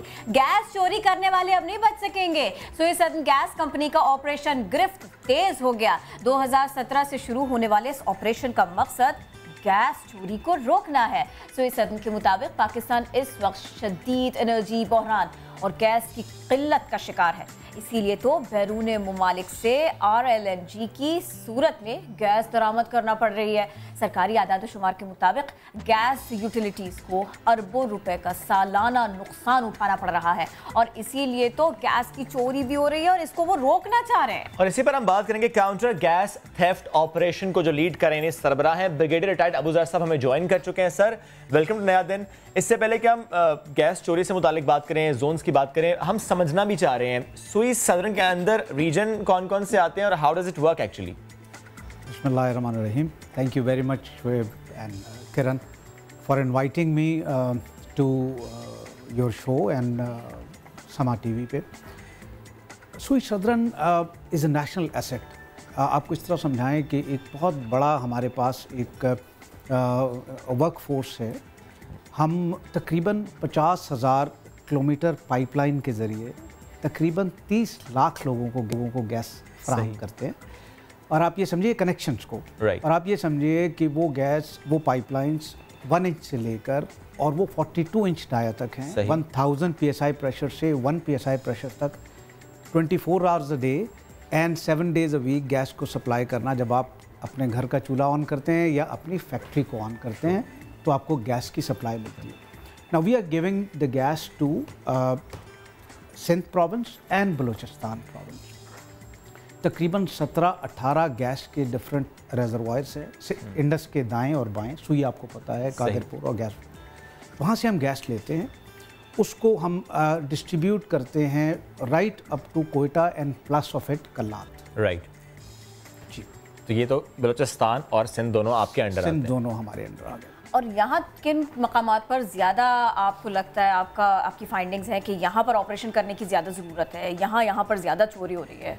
किरण, इसमें समझने की बात है कि जब हम चोरी का लफ्ज़ यूज़ करते हैं तो इसको थोड़ा सा हम रीडिफाइन कर लेते हैं। जब हम गैस बिजली में जब हम जाते हैं तो हम कहते हैं लाइन लॉसेस है। हम जब गैस पे जाते हैं तो it's a term used which is called UFG we call it unaccounted for gas. Okay, unaccounted for gas actually, देखिए मैंने आपको बताया कि 16 या 17 कुओं से जब हम गैस लेते हैं तो देयर इज़ मेजरमेंट डिवाइस जो हमें बड़ी मिकदार में गैस लेने पे हम वो 16-17 पॉइंट्स पे हम मेजर करते हैं। So the gas is bought and then it goes to 28 lakh different connections. अब 28 लाख छोटे मीटर्स के ज़रिए हम बेचते हैं। सही। जब आप 17 जगहों से ख़रीदते हैं और 30 लाख जगहों पे बेचते हैं तो वो जो डिफरेंस आता है उसमें मेजरमेंट के एरर्स आ जाते हैं। देखिए एक चीज़ जब आप बल्क में लेते हैं और उसको रिटेल में इस तरह सेल करते हैं तो वन इज़ मेजरमेंट एरर, ये भी हमारे UFG में शामिल होता है। सेकंड, हमारा पाइपलाइन इंफ्रास्ट्रक्चर मैंने आपको बताया अराउंड 45 से 50 हज़ार किलोमीटर का है। उसमें सबसे पुरानी पाइपलाइन 1954 की या 58 की बिछी हुई है और जिनकी उम्र अब तकरीबन 40 साल 50 साल के करीब है। और फिर कुछ ऐसी पाइपलाइंस हैं जो अब बिछी हैं। So there are leakages in the pipeline. So second factor हो गया हमारा लीकेजेस। राइट। और थर्ड फैक्टर जो है जिसको हम मेन कहते हैं, जिसको हम थेफ्ट कहते हैं, वो है तकरीबन वो इसका तीसरा बड़ा पोर्शन है। सही। तो अगर मैं टोटल लॉसेस हम अपनी कंपनी के कैलकुलेट करें फॉर लास्ट 1 ईयर तो पिछले साल हमें टोटल लॉस हुआ था तकरीबन 71 BCF billion cubic feet of gas का, 71 billion cubic feet which comes to 24 billion rupees का टोटल लॉस है। और अगर हम इसको और डिवाइड करें तो तकरीबन 50% ऑफ इट इज़ थेफ्ट और तकरीबन 25% मेजरमेंट एंड 25% तकरीबन लीकेजेस का जो एलिमेंट है वो इसका, यानी 10 बिलियन थेफ्ट की मद में नुकसान 12 से 13 बिलियन थेफ्ट की मद में जाता है। तो इस ऑपरेशन गिरफ्त से मुतालिक फिर बताएं कि 2017 से गालिबन इसका आगाज हुआ, एक साल चंद माह हो गए। मैं इसमें अब थोड़ा सा आपको अब हम और स्पेसिफिक हो जाते हैं कि थेफ्ट में कहाँ पे कौन से एरिया ज़्यादा है। देखिए जो सबसे बड़ा हमारा लॉस है इस वक्त, अगर हम सप्लाई भी देखें तो सबसे बड़ी सप्लाई भी कराची में है। Right. which is around 70% of our total supply. दोनों प्रोविंसेस की? दोनों provinces 70% is only in Karachi. Okay. Around 10% is in Balochistan and around 20% in rest of Sindh. अच्छा, अब इसी तरह जब आप इसको फर्दर डिस्ट्रीब्यूट करते हैं लॉसेस में, तो कराची में around 41 BCF, which is out of 70, 71, 41 is only in Karachi. Then more than 50%. Around 19 is in Balochistan and around 12 is in rest of Sindh. So अब ये हमें अंदाज़ा हुआ कि one affected area is Balochistan, one is Karachi and one is Sindh. और इसमें major क्योंकि कराची है, तो कराची में आपने कितनी कार्रवाइयाँ की हैं जब आपको लगा हो कि अब अच्छा ऑपरेशन चल रहा है और ये हमने जो कार्रवाइयाँ की हैं अब चोरी की कुछ मैं कम इसमें होगी? थोड़ा सा शुएब और आपको और डिटेल में जाऊंगा कि ये जो तीनों इलाके हैं हमारे, जैसे बलूचिस्तान है, तो इसमें जो चोरी की वजह है और किस्म है वो कुछ और है. ओके. जो रूरल सिंध है उसमें चोरी की वजूहात कुछ और हैं. जब हमें वजूहात का पता होगा तो फिर हम उसको एड्रेस कर सकेंगे. और फिर कराची में कुछ और है. क्विकली हमें ये भी बताइए ये क्या क्या वजह है, क्या क्या डिफरेंस है? देखिए, कोयटा में या बलूचिस्तान के कुछ रीजन्स में एक्सट्रीम सर्दी पड़ती है.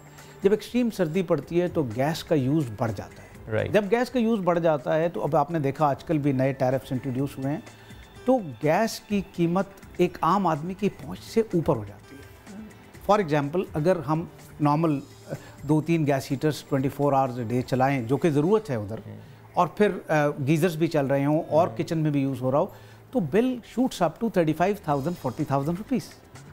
नाउ ये जब एक आम आदमी की पहुंच से निकलता है और जहां ज़िंदगी मौत का मसला है और गैस ज़रूरी है इस्तेमाल करना, तो फिर एक बड़े पैमाने पे मीटर्स के अंदर गड़बड़ शुरू होती है, या जिसको आप टैम्परिंग कहते हैं, या जिसको आप मीटर को स्लो करना कहते हैं. और उसकी वजह से जो रीडिंग होती है वो सही नहीं आती, और वो सही ना आने की वजह से हमें लॉसेस हो जाते हैं. गवर्नमेंट के साथ हमने केस टेकअप किया है कि फॉर बलूचिस्तान इसका एक रेमेडियल एक्शन ये है कि लॉ एंड ऑर्डर के अलावा, पुलिस और फोर्स यूज़ करने के अलावा, हम स्पेशल टैरिफ इंट्रोड्यूस करें because of economic conditions of Balochistan. 1 second, हम पे हक है सारे पाकिस्तान पे. नंबर 2, वहाँ पे गैस एज अ लग्जरी नहीं है, gas is a life saving necessity. So Balochistan को हमने ये किया. दूसरा बलूचिस्तान का इशू ये है कि जब आप pipeline from one place, far flung areas हैं, जब दूसरी जगह पे लेके जाते हैं तो दरमियान में जो छोटे छोटे गांव रह जाते हैं, वो पहले तो पाइपलाइन बिछाते हुए हमें कहते हैं कि हमें गैस दें. अब हम सबको तो नहीं दे सकते. जब हम पाइपलाइन बिछा के चले जाते हैं तो कुछ अरसे के बाद they puncture it and take it to their village, because लकड़ी नहीं है, गैस सस्ती है, एंड वहाँ से एक थेफ्ट का एलिमेंट शुरू होता है फॉर द विलेजेस. सो उसके लिए भी एक स्ट्रैटेजी है. नाउ वी आर ट्राइंग के स्लोली ग्रेजुअली पाइपलाइन के आसपास जो विलेजेस हैं उनको गैसिफाई किया जाए, क्योंकि वो उनकी जो डिमांड है बड़ी जस्टिफाइड है. सर, वैसे एक आम सवाल किया जाता है कि जहाँ से गैस प्रोड्यूस हो रही है उसके करीब इलाकों में, रेजिडेंशियल एरियाज में गैस नहीं है, दूर दराज इलाकों में गैस मिल रही है, और ये रिजर्वेशन होती है. सुई के लोगों पे हक है, डेरा बुगटी के लोगों का हक है कि वहाँ पे गैस दी जाए. वहाँ पे कुछ गवर्नमेंट ने बहुत अच्छे इंसेंटिव भी किए हुए हैं, हमारी कंपनी ने भी बहुत अच्छे इंसेंटिव्स किए हुए हैं कि वहाँ पे गैस फ्री ऑफ कॉस्ट है. कुछ उसको और भी बेहतर बनाया जा रहा है. अब आ जाते हैं हम रूरल सिंध की तरफ. रूरल सिंध का issue gas because of necessity नहीं है. वहाँ पे गैस चोरी होती है फॉर जब इलेक्ट्रिसिटी गर्मियों में कम होना शुरू हो जाती है या उसकी लोड शेडिंग बढ़ जाती है, तो उन्होंने बड़े बड़े जनरेटर्स खरीदे गैस पर. वो गैस पे जनरेटर्स को यूज़ करते हैं, तो वो जो घर का मीटर है वो छोटा हो जाता है, वो ठीक पढ़ नहीं सकता, या वो मेन लाइन से चोरी करते हैं और फिर उस बिजली को सप्लाई करते हैं to their houses, neighbouring houses, और sometimes in commercial. Right. Second, वहाँ पे आइस फैक्ट्रीज हैं, वहाँ पे राइस मिल्स हैं. अब ये आइस फैक्ट्रीज, राइस मिल्स मावा बनाने की एक बड़ी वो बटियाँ सी होती हैं, सर्दियों में वो चलती हैं. Now these all some of them, not all but some of them, they go into the main pipeline, puncture it, take it up, और उसको वहाँ से वो पाइपलाइन चलाते हैं. तो वहाँ पे हम रूरल सिंध में उसके मुताबिक हम एक्शन कर रहे हैं, उनको पकड़ें. अब आ जाते हैं कराची की तरफ. देखिए, कराची में हमारी जो टोटल इंडस्ट्रियल, एक तो एसएच कनेक्शंस भी बहुत ज़्यादा हैं, 2 करोड़ की आबादी है, इससे ज़्यादा की आबादी है. फिर इसके अलावा जो हमारे इंडस्ट्रियल कनेक्शंस हैं वो भी तकरीबन 4000 के करीब. सही. सो हमारे टोटल इंडस्ट्रियल कंजम्पशन जो है उसका about 95% is in Karachi only. Okay. और इंडस्ट्री में जो गैस जा रही है वो टोटल गैस सप्लाई का 70% है. So 70% going to the industry and 95% of the industry is somewhere in Karachi, close to in Karachi. So हमें कराची में कंसंट्रेट करना है इंडस्ट्री के ऊपर. और फिर जाहिर है कराची में इंफ्रास्ट्रक्चर पुराना है तो वहाँ पे लीकेजेस हैं, वहाँ पे रिपेयर मुश्किल है, आपको सड़क काटने की परमिशन नहीं मिलती है। उन जगहों पे रिपेयर करना, लीकेजेस को बंद करना हमारी प्रायोरिटी है। थर्ड कराची का इशू है कि जहाँ पे कच्ची आबादियाँ हैं, कच्ची आबादियों में पाइप गैस तो नहीं है ना, उनके पास एनओसी है, हम बगैर एनओसी के गैस नहीं दे सकते। So what do they do is that around that कच्ची आबादी जहाँ जहाँ गैस आई हुई है वहाँ से वो रबर पाइप्स बिछाते हैं और वो फिर अपने घरों में सप्लाई शुरू कर देते हैं। और इसमें माफियाज भी इन्वॉल्व हैं, इसमें लोग भी इन्वॉल्व हैं और उनके ऊपर भी हम क्रैक डाउन कर रहे हैं। और ये ख़तरनाक भी है, इंतहाई ख़तरनाक है। बाज़ औक़ात ये बिकॉज कंट्रोल नहीं है तो इससे आग लगती है, प्रॉब्लम्स होती हैं। ना कमिंग टू इंडस्ट्री में देखिए बहुत अरसे तक इंडस्ट्री पे एक मॉरेटोरियम लगा रहा, हमारे पास गैस नहीं थी तो हमने एक्सपेंशन की या नई इंडस्ट्री लगाने की इजाज़त दी, लेकिन बहरहाल इंडस्ट्री ने ग्रो तो करना है which is very natural. So what happen in last 10-12 years कि जो इंडस्ट्री का लोड है वो अपने ऑथराइज लोड से बहुत बढ़ गया। सेकेंड, इंडस्ट्री वालों ने ये भी प्रॉब्लम हुआ इंडस्ट्री में कि उन्होंने एक कनेक्शन अगर कैप्टिव पावर के लिए which is a different tariff and एक इंडस्ट्री के लिए लिया तो उसको मिक्सअप कर दिया। फिर देन बाज़ इंडस्ट्रीज़ ने अपने ही पाइपलाइन से दूसरी नेबरिंग को गैस देना शुरू कर दी, तो एक और पैरेलल इंडस्ट्री खड़ी होगी, हमारा कंट्रोल कम हो गया। फिर इसी तरह इंडस्ट्री के अंदर दूसरा इशू ये कि they use strong suction pumps whenever they need more gas because there's more equipment now, so they suck the gas out. When they use strong suction तो हमारे जो measurement devices हैं, हमारे जो regulators हैं, they get affected and because of that सही reading नहीं आती, more gas passes which we call PUG और passing of इसका gas इफेक्ट दूसरों पर भी होता है? इसका इफेक्ट सारे रीजन पे होता है, सारे सिस्टम पे होता है। तो उससे ये होता है कि इसको अब हम आहिस्ता आहिस्ता जो ऑपरेशन ग्रिफ्ट है, अब हम इस पे आ जाते हैं कि वो रेमेडियल मेजर्स लिया है। ऑपरेशन ग्रिफ्ट एक्चुअली एक कॉम्प्रिहेंसिव प्लान है हमारा कि हम सबसे पहले इंटेलिजेंस गैदरिंग करें और हमें ये पता करें कि एक्चुअल बड़े कल्प्रिट्स बड़ी जगहों पे प्रॉब्लम्स कहाँ हैं। फिर उसके बाद एक ऑपरेशंस टीम है हमारी, वो उस इंटेलिजेंस के ऊपर प्रॉपर ऑपरेशन करती है and then we have a set of lawyers जो प्रोसिक्यूट करते हैं केसेस को in the courts of law. So अब तक कोई लास्ट 1 ईयर में हम 1300 से ज़्यादा डिफरेंट ऑपरेशंस कर चुके हैं।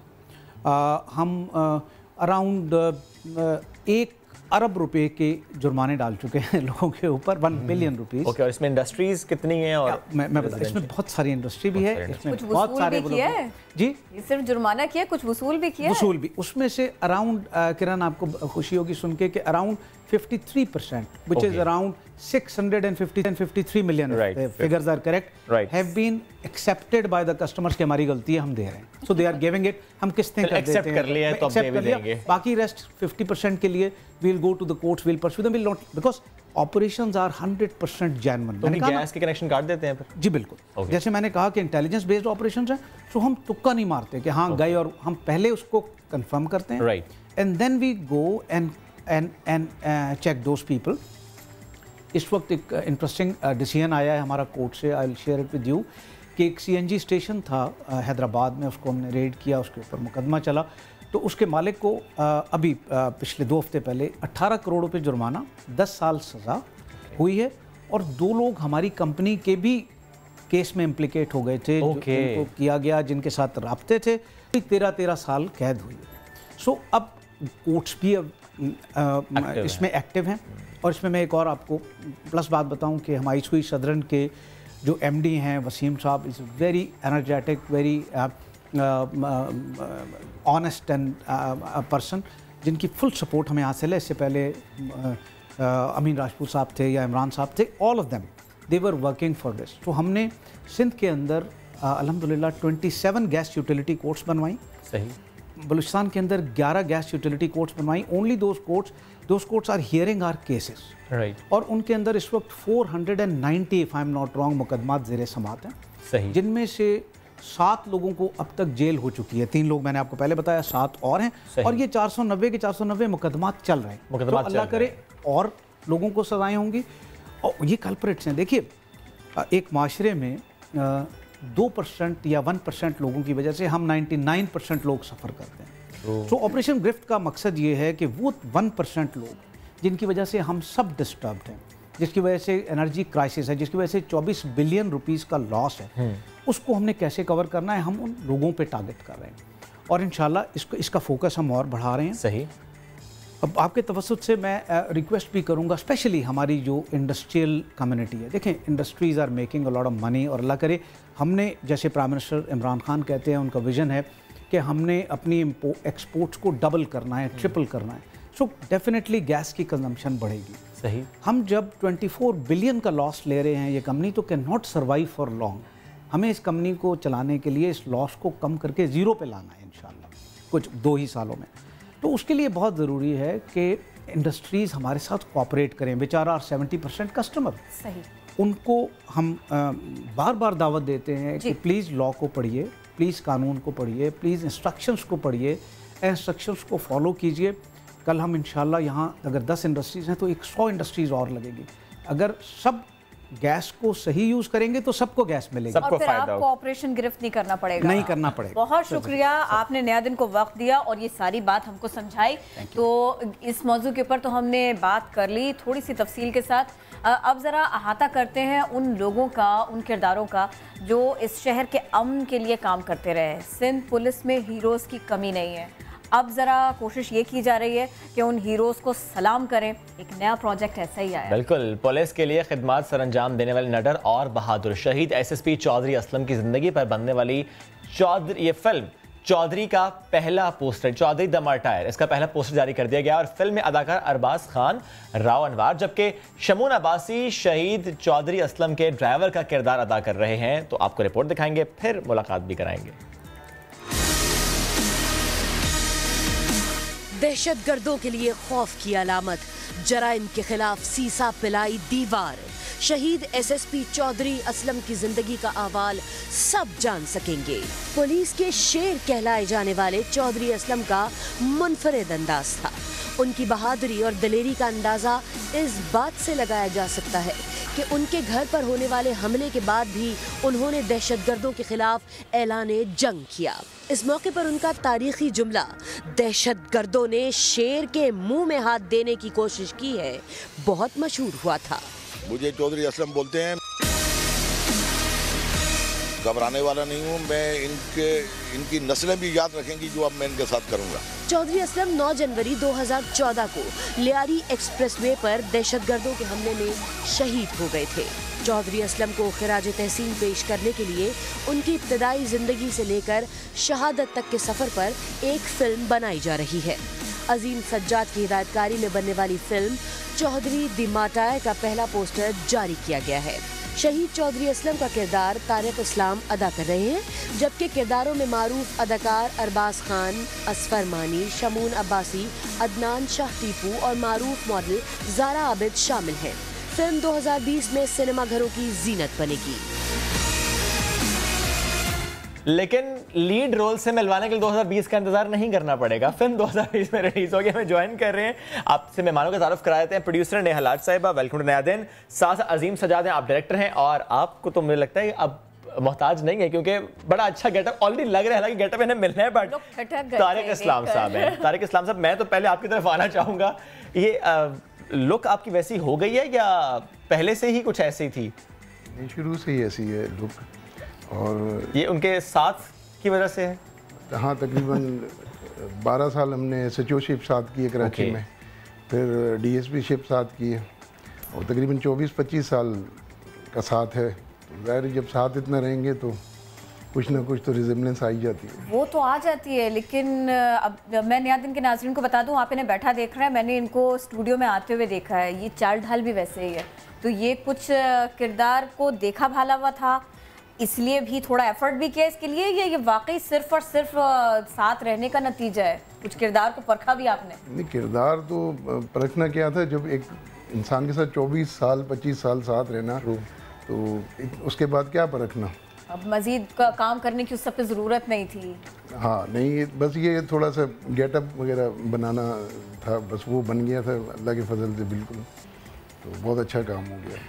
ये आप भी यही कहेंगे बहुत अच्छा काम हो गया है? इन्होंने थोड़ा सा प्रॉब्लम तो नहीं दिया कि ये सीन्स वगैरह कैसे आप लोगों ने किए, कैसे काम किया, कैसे शूटिंग रही? नहीं, प्रॉब्लम हमें नहीं हुई। तारिक को हमने टीचर रख के दिया, एक्टिंग क्लासेस ली 3 मंथ्स, तो फिर हमें प्रॉब्लम नहीं हुई। क्योंकि वो पुलिस वाले बट एक्टर नहीं है तो मगर हमें प्रॉब्लम नहीं, बाकी आपको हमारे डायरेक्टर बताएंगे।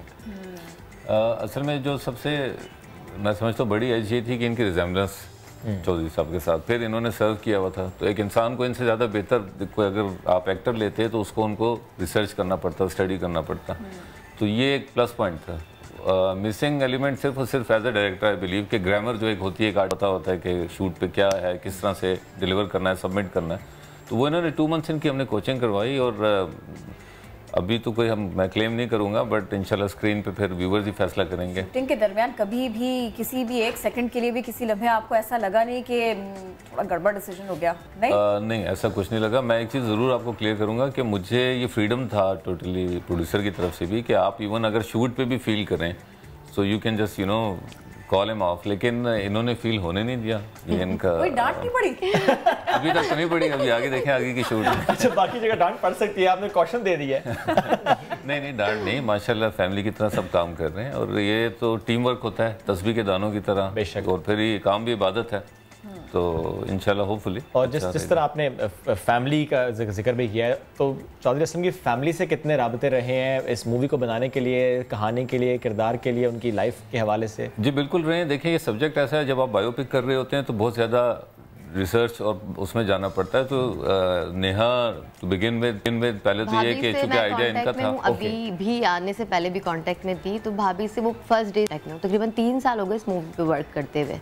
स्टार्ट तो हमने कोई अभी 8-10 माह पहले की है, बट उस पे स्टोरी बनाते बनाते 2-2.5 साल लग गए इसकी। आपकी मुलाकात में से हुई थी कभी चौधरी असलम से? जी नहीं, कभी मुलाकात नहीं हुई कभी।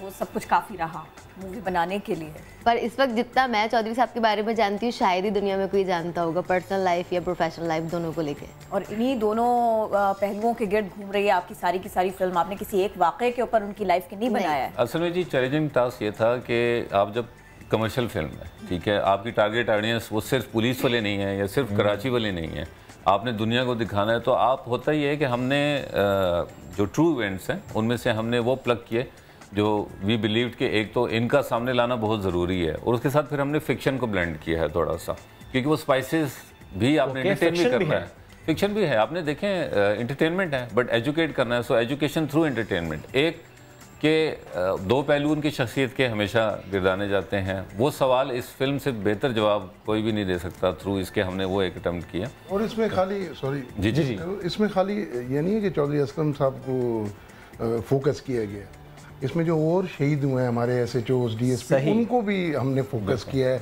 वो भी लिए हैं और उनकी शहादत भी बताई है कि किस तरह हुई है। मतलब इस तरीके से मतलब पूरे एक पुलिस की एक पूरी सीक्वेंस से बताया गया है कि पुलिस ने कितनी कुर्बानियाँ दी हैं इस शहर के लिए। असलम के अलावा भी तो लोगों ने कुर्बानियाँ दी हैं और बहुत सारे लोग अभी भी कुर्बानियाँ दे रहे हैं। तो लेकिन ये है कि पहली दफ़ा ऐसा हुआ है कि पुलिस के ऊपर एक फ़िल्म बन रही है, पहली दफ़ा ऐसा हुआ है पुलिस के किसी पुलिस अफसर पर बायोपिक बन रही है। पूरी दुनिया में ये पहली बायोपिक है, आज तक इंडिया ने भी नहीं बनाई है बायोपिक किसी पुलिस अफसर पे। सही, वैसे तो फिल्में बनी है पुलिस पे, लेकिन बायोपिक नहीं बनी है। और क्योंकि आप चौधरी असलम का किरदार निभा रहे हैं, तो मैं जानना चाह रहा हूँ आप जितना जानते थे उनको, और अब जब उनका किरदार निभा रहे हैं तो कोई शेयर करें जब एक्टिंग करते हुए आपको आया हो कि हाँ दैट्स हाउ वो करते?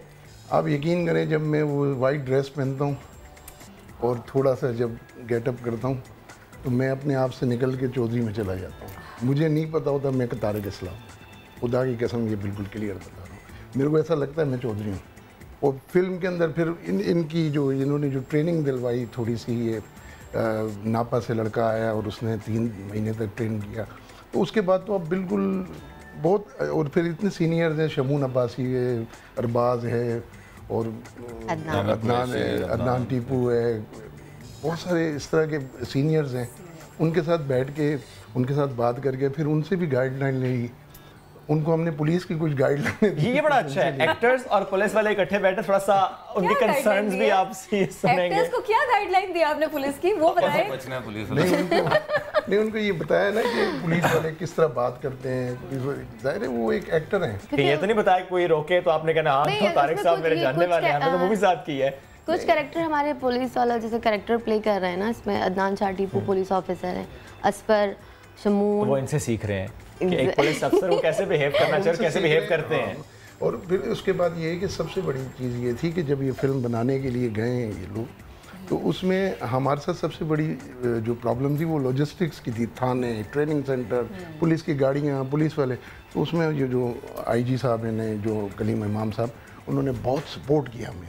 डायरेक्टर साहब पुलिस ऑन बोर्ड है और माशाल्लाह बहुत सपोर्टिव है, विच वी रियली अप्रिशिएट। क्योंकि देखें आर्मी की, तो मैंने भी बड़ा काम किया है SPR के साथ, आर्मी के शहीदों पे काफ़ी काम हुआ है, बट मैं अगेन क्रेडिट मैं इनको देता हूँ कि खातून ने ये एक बिगिनिंग दी है कि एक पुलिस वाली की शहादत, और इट्स जस्ट अ बिगिनिंग। अभी तो बहुत से ऐसे लोग हैं इंशाल्लाह, फर्स्ट टाइम ये हो रहा है कि पुलिस ऑफिसर की शहादत पर ये उनकी बायो पर ये मूवी बन रही है। अच्छा, आप बात बिल्कुल कीजिएगा, मैं एक बात पूछना चाह रही थी, एक सवाल करना चाह रही थी। ये बताइएगा, हमने जितने भी फुटेजेस देखे, जितने भी इंटरव्यूज़ देखे चौधरी असलम साहब के, वो उनको हमने लियारी जाके तो ऑपरेशन करते हुए देखा, घर से निकल रहे हैं, गाड़ी में बैठ रहे हैं, भाग रहे हैं, जा रहे हैं, थाने की तरफ जा रहे हो, कहीं भी जा रहे हो।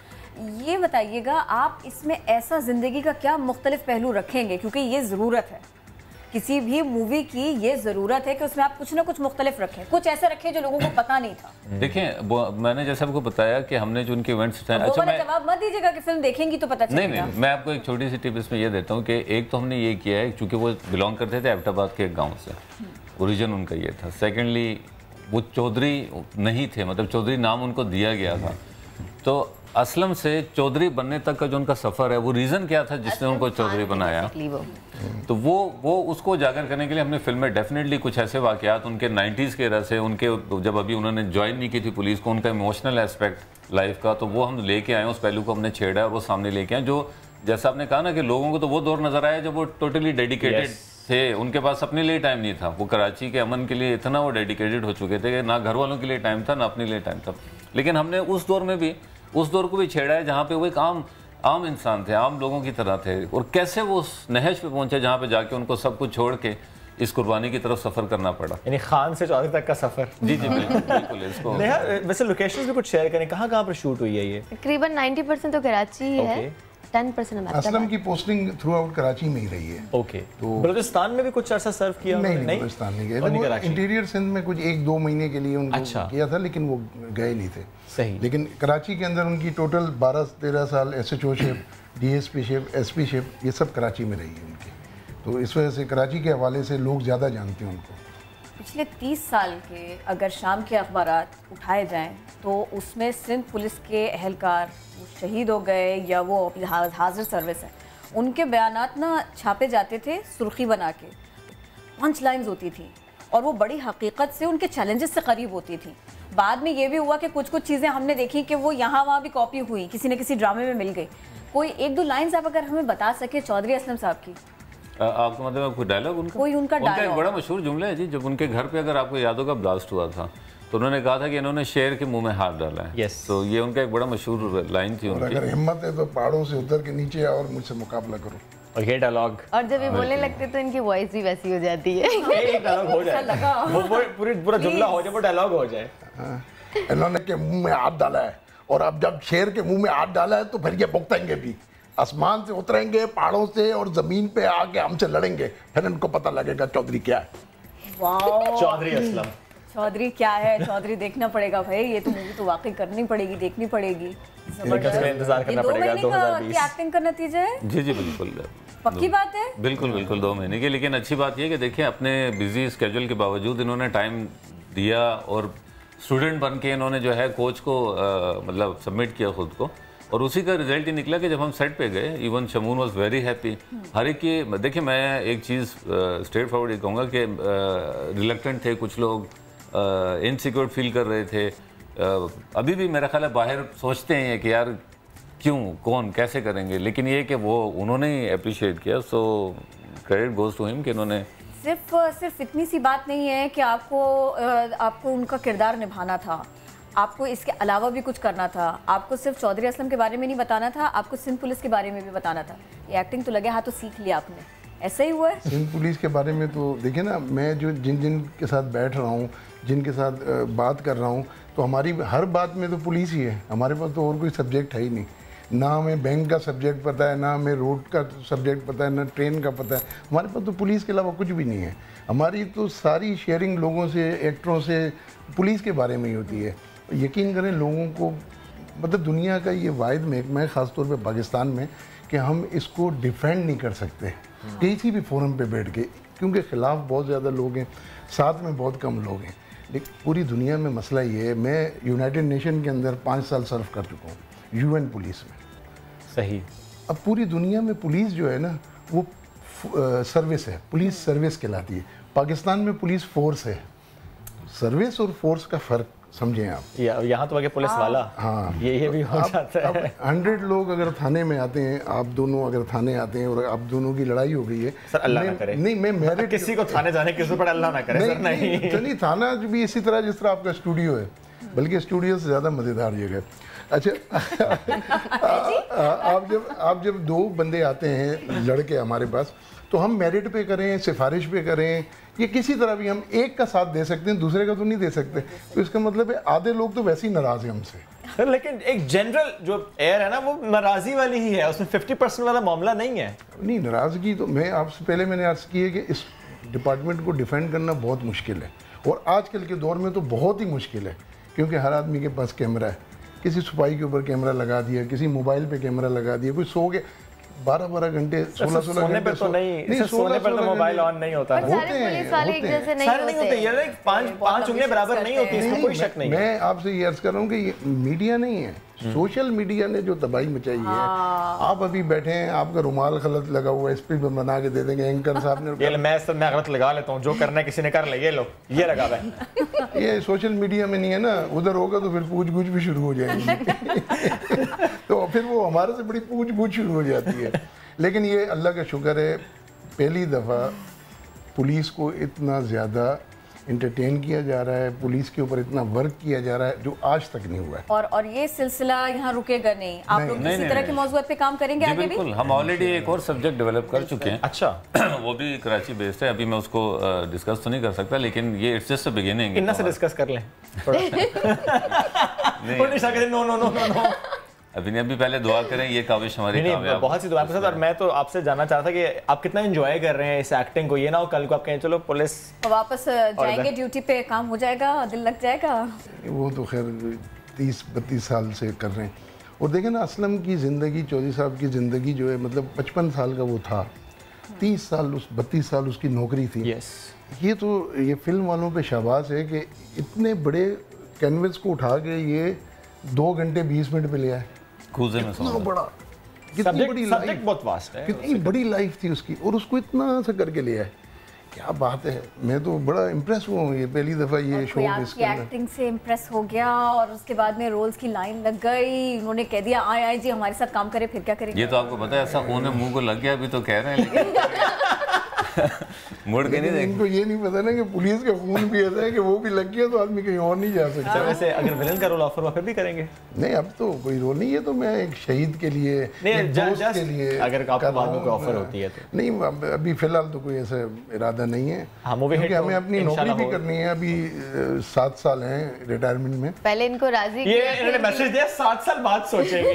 नहीं, असल में ये बात सही है, एक्टिंग से ज्यादा इन्हें शौक कोई नहीं था, लेकिन जिस जज्बे से ये कर रहे हैं, मैं समझता हूँ एक्टिंग से बहुत आगे का है। वो जिसके लिए कर रहे हैं आप, चौधरी असलम के लिए कर रहे हैं, तो डेफिनेटली आपको सेकंड थॉट ही नहीं होता, किसी को ऑफर आएगी तो वो क्यों नहीं करेगा। बिल्कुल बिल्कुल, पूरी टीम एक डेडिकेशन और जज्बे के साथ करी। बड़ा अनयूजुअल एटमॉस्फेयर है हमारा सेट पे, मतलब एक हम इतने सालों 32 साल मुझे हो गए हैं, बट ये कि सेट पे ऐसा लगता है जैसे बस कमांडोज लगे हुए हैं, काम कर रहे हैं और एक जज्बे के साथ।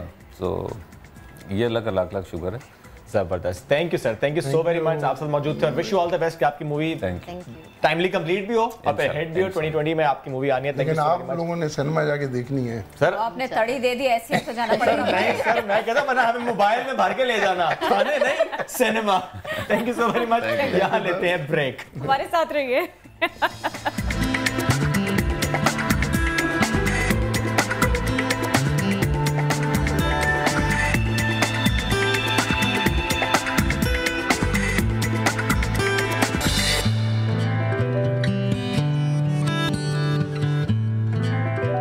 Welcome back. और मैं यहाँ इसलिए आ गया किरण की पहुंच से थोड़ा सा दूर हो जाऊं ताकि हाँ, ये इसीलिए जो हाथ पड़ सकता है ना, ये बिरयानी निहारी खाती रहते हैं। कौन रोक सकता है किरण को? किरण क्या, किसी को भी नहीं रोक सकता।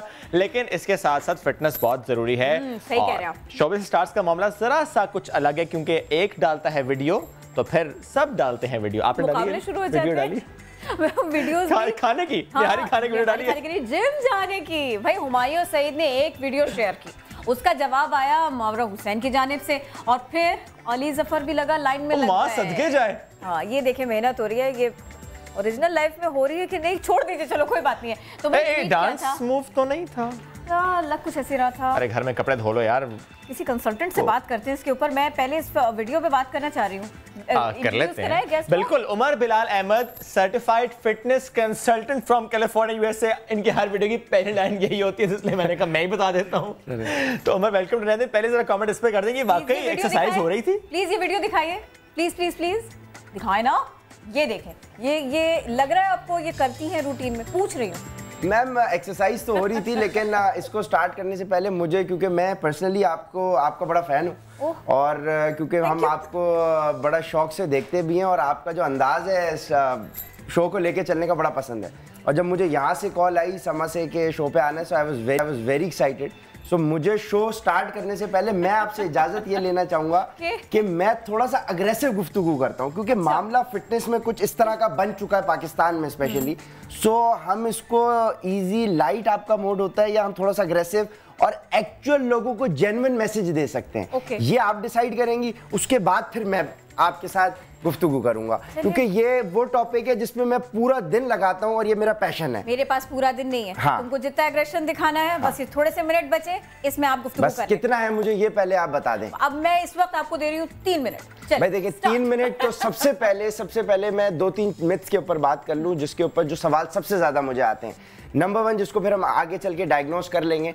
नंबर 1 ये कि हमारे पास लोगों का एक बहुत बड़ा कंसर्न है कि भाई मोटापा, ठीक है, वेट, और लोग वेट लॉस के चक्कर में पड़े होते हैं। मेरी कोशिश और मेरी सारी जिद्दोजहद इस चीज के ऊपर है कि लोगों को सबसे पहले एजुकेट किया जाए कि वेट लॉस और फैट लॉस में जमीन आसमान का फर्क है। ठीक है, अब बहुत सारे लोगों को ये बात थोड़ी सी कड़वी लगेगी, समझ में नहीं आती। सबसे पहले आपको ये बेसिक फर्क समझना पड़ता है। वेट लॉस से मुराद ये है कि ओवरऑल मिसाल के तौर पे आपका वेइंग मशीन के ऊपर वेट आ रहा है मिसाल के तौर पे 90, ठीक है। अब आपने भूखा रह के आपने थोड़ी बहुत एक्सरसाइज करी, एक्टिविटी करी, आपका वेइंग मशीन पे आ गया भाई 60 आ गया, ठीक है।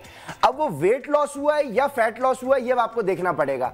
अगर वर्कआउट करने के बाद, डाइट करने के बाद सो कॉल्ड, अगर आपको लिथार्जिक फील हो रहा है, आप कमजोर अपने आप को फील कर रहे हैं, दैट मीन्स कि आपने वेट लॉस किया है। अब फर्क क्या है कि वेट लॉस से मुराद ये है कि आपका फैट कम मिकदार में कम होगा, लेकिन आपका मसल ज्यादा कम हो जाएगा, जो मसल कॉम्प्रोमाइज नहीं करना। और फैट लॉस असल ऑब्जेक्टिव जो होता है, उसका मकसद ये होता है कि मसल को प्रोटेक्ट किया जाए आपके, और आपका फैट लूज किया, which is a healthy way of losing fitness, ठीक है। एक ये प्रॉब्लम है कि लोगों को डिफरेंस ही नहीं पता वेट लॉस और फैट लॉस में। उसके बाद दूसरी चीज जो लोग सबसे ज्यादा कंफ्यूज करते हैं, अगर डाइट का लफ्ज इस्तेमाल किया जाए ना, वो डाइट को कंफ्यूज करते हैं कम खाना, स्टारवेशन और हंगर से, भूखा रहने को डाइट समझते हैं। 3 क्लास में मुझे याद है, मैं फिटनेस सर्टिफिकेशन तो मैंने रिसेंटली की है कैलिफोर्निया से, लेकिन मुझे 3 क्लास में जब था, मुझे पता है कि हमें टीचर ने पढ़ाया था, साइंस की किताब में पहला चैप्टर था, उसमें ये था diet simply means what you eat and drink. हमने इसको रिप्लेस कर दिया है स्टारवेशन से। भूखा रहना अलग चीज होती है और हेल्दी ईटिंग करके अपने आप को मेंटेन करना अलग ऑब्जेक्टिव है। डाइट इन हाँ नहीं तो ये अब आप दूसरी तरफ लेकर, लेकिन बात कहने का मकसद ये है कि हेल्दी ईटिंग अलग चीज है, स्टारवेशन अलग चीज है, वेट लॉस फैट लॉस अलग चीज है। तो ये तो 2 बातें हो गई। ये तो इस तरह से तो आपने वो जितनी भी चीजें आजकल खूब इन है, उन सबको आपने आउट कर दिया कि वो जो 7 रोजा प्लान होता है, जो 30 रोजा प्लान होता है, जो बूट कैंप होता है। सर आप मुझे ये बताएं कि आपने इनको कुछ टॉपिक दिया है या आपके प्रोड्यूसर या आपने रिसर्च करके मुझे बुलाया? रिसर्च करती हैं नहीं, क्योंकि रिसर्च के बगैर काम भी नहीं है। ये वो टॉपिक है जिसके ऊपर अब आपने मुझे छेड़ दिया ना। देखिए मैं देखिए मैम, ये देखें मेरी सारी जिद्दोजहद, चूंकि मैं एक चीज हमारे यहाँ बड़ा पाकिस्तान के अंदर एक प्रॉब्लम है कि हम लिटरेसी हमारे यहाँ जो है ना, पढ़ाई लिखाई का हमारे यहाँ कॉन्सेप्ट नहीं है, एजुकेशन का फुकदान है। ठीक है, मैं इसी चीज़ के ऊपर काम कर रहा हूँ। मैं काम भी लर्न टू बर्न के नाम से करता हूँ। लर्न, मेरा बेसिक ऑब्जेक्टिव ही यही है कि आप कोई भी काम करने से पहले सीखें, ठीक है। हमारे यहाँ सीखना नहीं है, लोगों को शॉर्टकट चाहिए। शॉर्टकट नहीं है लाइफ में। मैं मिसाल के तौर पे आप यहाँ बैठे हैं, मैं आपको बोलूँ कि भाई आपको ये मैंने अकाउंट्स की किताब दे दी, ये मैंने आपको एमबीबीएस की किताब दे दी, मैं नहीं रख देनी है नहीं, नहीं, मैंने आपको मिसाल के तौर पे एमबीबीएस की किताब दे दी, तो क्या आप डॉक्टर बन जाएंगे? मैं तो रख दूंगा पीछे रख देंगे ना, बात ही नहीं है। बिल्कुल। अब यानी किताब आपको मिल जाए तो आप डॉक्टर नहीं बन सकते, या आपको किताब मिल जाए तो आप अकाउंटेंट नहीं बन सकते। लोग गूगल यूट्यूब पे जाते हैं, डाइट प्लान उठाते, समझते हैं हम न्यूट्रिशनिस्ट बन गए, ठीक है। अब मैं आपको एक चीज बताऊं, आपको हैरत होगी, मेरे पास न्यूट्रिशनिस्ट भी आ जाते हैं, ठीक है। और मेरे पास न्यूट्रिशनिस्ट आने के बाद चंद तो ऐसे हैं, उन्होंने आके खुद बोला, कबूल किया, मुझे बड़ा उनको मैंने अप्रिशिएट भी किया। बोलते हैं भाई हमने एमएस तो किया हुआ है न्यूट्रिशन के अंदर, ठीक है, लेकिन हमारी मिसाल चिराग तले अंधेरे की है, ठीक है, क्योंकि हमारे पास पढ़ाई तो है लेकिन प्रैक्टिकल एक्सपोजर नहीं है। तो जब आपके पास नॉलेज हो और जब प्रैक्टिकल एक्सपोजर मिलता है ना, तब आपको असल रिजल्ट्स मिलते हैं। अब यहाँ पे ये जो चैलेंजेस देखें, वही वाली बात है, मैं इस प्लेटफॉर्म पे बैठ के अगर किसी की बुराई करूँ तो बहुत सारी लोगों को मिर्चें लग जाएंगी, लेकिन देखें, बुराई के खिलाफ अगर बात नहीं की तो ये भी गुनाह है, ठीक है। मैं इस ऑब्जेक्टिव से काम करता हूँ। मैं अपने क्लाइंट को ये नहीं बोलता, या लोग जो मुझे सुनते हैं कि भाई आप आए मेरे पास आए मुझसे कंसल्टेंसी लें, मैं फोर्स नहीं करता क्योंकि मुझे अल्हम्दुलिल्लाह कमी नहीं है।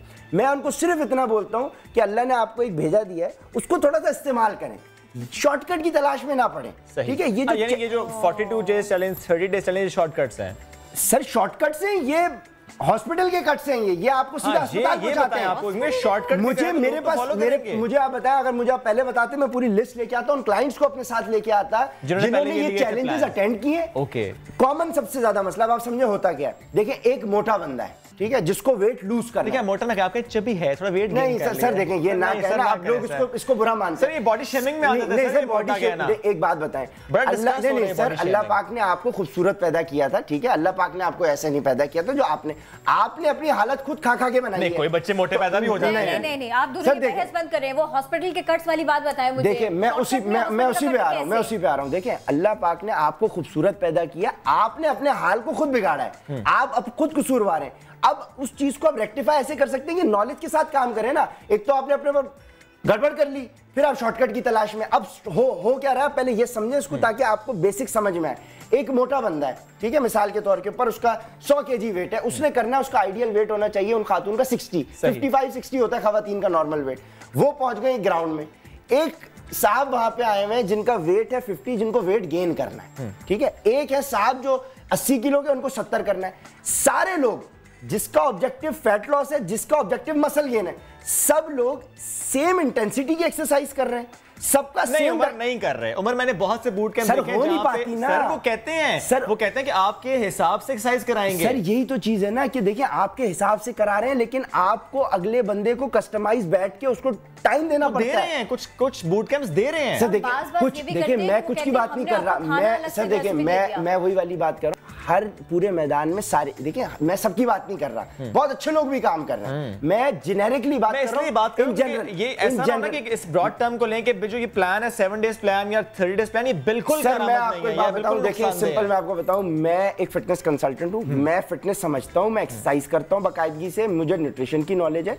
मैं अभी लास्ट 6 मंथ से, हमारा ठंड का सीजन था तो मैं गेनिंग सीजन के ऊपर था, ठीक है। अभी इट्स बीन 1 मंथ के, अब मैं अपने वो श्रेडिंग के फेज की तरफ जा रहा हूं। मेरे जैसे बंदे को जो फिटनेस जानता है, मुझे श्रेड करके वापस अपने प्रॉपर शेप में, जो हमारा एक आइडियल शेप होता है कि भाई अभी 6 पैक्स है तो भाई 8 की तरफ आ जाए, ठीक है, बिल्कुल बॉडी फैट परसेंटेज हमारी 6-7% पे आ जाए 12-13 से, मुझे उसको 12-13 से 6-7 पे लाने के लिए 3 महीने चाहिए, तरीके के साथ, समझ के साथ। 90 डेज चैलेंज कहेंगे जी हाँ, जो बंदा समझता है उसको प्रॉपर वर्किंग के साथ 3 महीने चाहिए, कम से कम 2-3 महीने। अब जिसको फिटनेस की नॉलेज ही नहीं है, वो शॉर्टकट में पड़ जाएगा, वो अपना नुकसान करता है। मैम 1 मिनट रोके ना प्लीज।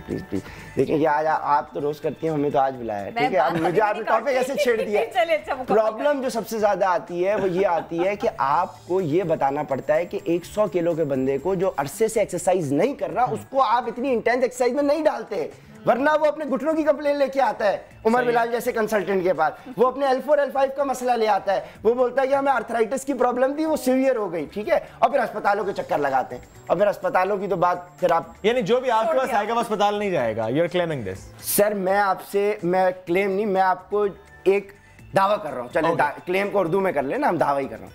आप मुझे बताएं, दुनिया की कोई भी बीमारी उठा लें आप, कैंसर उठा लें, डायबिटीज उठा लें, सर का दर्द उठा लें, आर्थराइटिस उठा लें, खवातीन में आजकल डॉक्टर ने खामा फैलाई हुई है पीसीओस। हर दूसरी खातून को डायग्नोस कर रहे हैं आपको पीसीओस का प्रॉब्लम है, हर दूसरी खातून को डायग्नोस कर रहे हैं। मैम ये हो रहा है मेरे साथ, ये क्लाइंट्स आते हैं मेरे पास, बोलते हैं हमने 3 डॉक्टर्स को दिखाया, हमें पीसीओस रेकमेंड कर दिया, चौथी को बताया, उसने बोला पीसीओस है ही नहीं।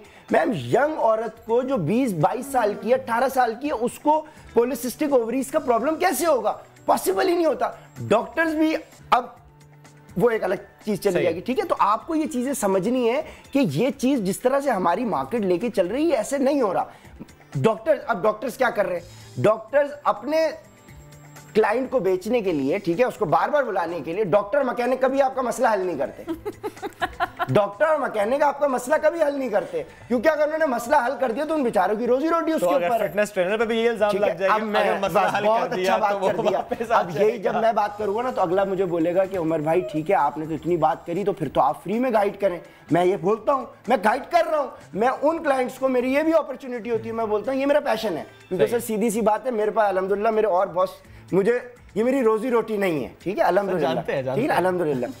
मैं लोगों को ये पूरे पाकिस्तान में जो भी मेरा फोरम है मैं उसके ऊपर कहता हूँ, वो सिंसियर बंदा जो मुझे इस बात का वादा कर दे कि जैसा मैं बताऊंगा वैसा करेगा, मैं उसको फ्री में गाइड करने को तैयार हूं। यहाँ तो बात ही खत्म हो गई, सही ना। अब मसला क्या है सर? एक मसला क्या है, अब आप समझे, फ्री की चीज की कदर नहीं है, कदर नहीं है। अब फ्री की चीज गूगल यूट्यूब पे भरी पड़ी है ना, कौन करता है? हमारे माशरे का प्रॉब्लम ये, फ्री की चीज की हम कदर नहीं करते। हम हजारों रुपए का फास्ट फूड कंज्यूम करके अपना टंकी जैसा पेट तो निकाल लेंगे, लेकिन नॉलेज लेके एक्ट करने के ऊपर हम पैसे खर्च नहीं करेंगे। जो बेवकूफ बना रहे हैं उनको 15-20 हजार रुपए आप दे देंगे 3 महीने के, 3 महीने के नहीं सॉरी 3 हफ्ते के, यार 3 हफ्ते के, मजे की दिया 3 हफ्ते के, ठीक है ना। बेवकूफ बनने के आप दे देंगे, लेकिन नॉलेज हासिल करने की नहीं करेंगे। मेरा ऑब्जेक्टिव ही सर, मैं जिस चीज पे फोकस कर रहा हूँ that is providing education to people and change them. अब मैं जिस पॉइंट पे आ रहा था, मैं नहीं देखिए, आप किसी भी बीमारी का नाम ले लें, दुनिया की किसी बीमारी का नाम ले लें, हर बीमारी जन्म पेट से लेती है, हर बीमारी जन्म पेट से लेती है, और पेट का ताल्लुक ग़िज़ा से। अगर आपकी ग़िज़ा प्रॉपर हो, आपको इंशाल्लाह बड़े बोल से अल्लाह बचाए, मुझे पिछले 1.5 साल से नजला जुकाम नहीं हुआ, अल्हम्दुलिल्लाह। आप भी सेहतमंद रहे, पूरा माशरा सेहतमंद रहे। तो सिर्फ सर ऑब्जेक्टिव ये होता है, if you educate people they are not going to. हमें अगली बैठक लगानी पड़ेगी आपके साथ, और मैं इसका बिल्कुल एहतमाम करती हूँ, बात कर लेती हूँ। बिल्कुल करें, सो वेरी मच, आप हमारे साथ थे। Thank you so much. मेरा दिल टूट चुका है। क्यों? ये बूट कैंप्स और ये 30 दिन और ये हफ्ता भर, इससे कुछ 3 मंथ्स वाला ले लीजिएगा। मेरे टूटे दिल को जरा जोड़े आप। ओके, टूटे दिल को जोड़ते हैं, आपको कहेंगे अल्लाह हाफिज़।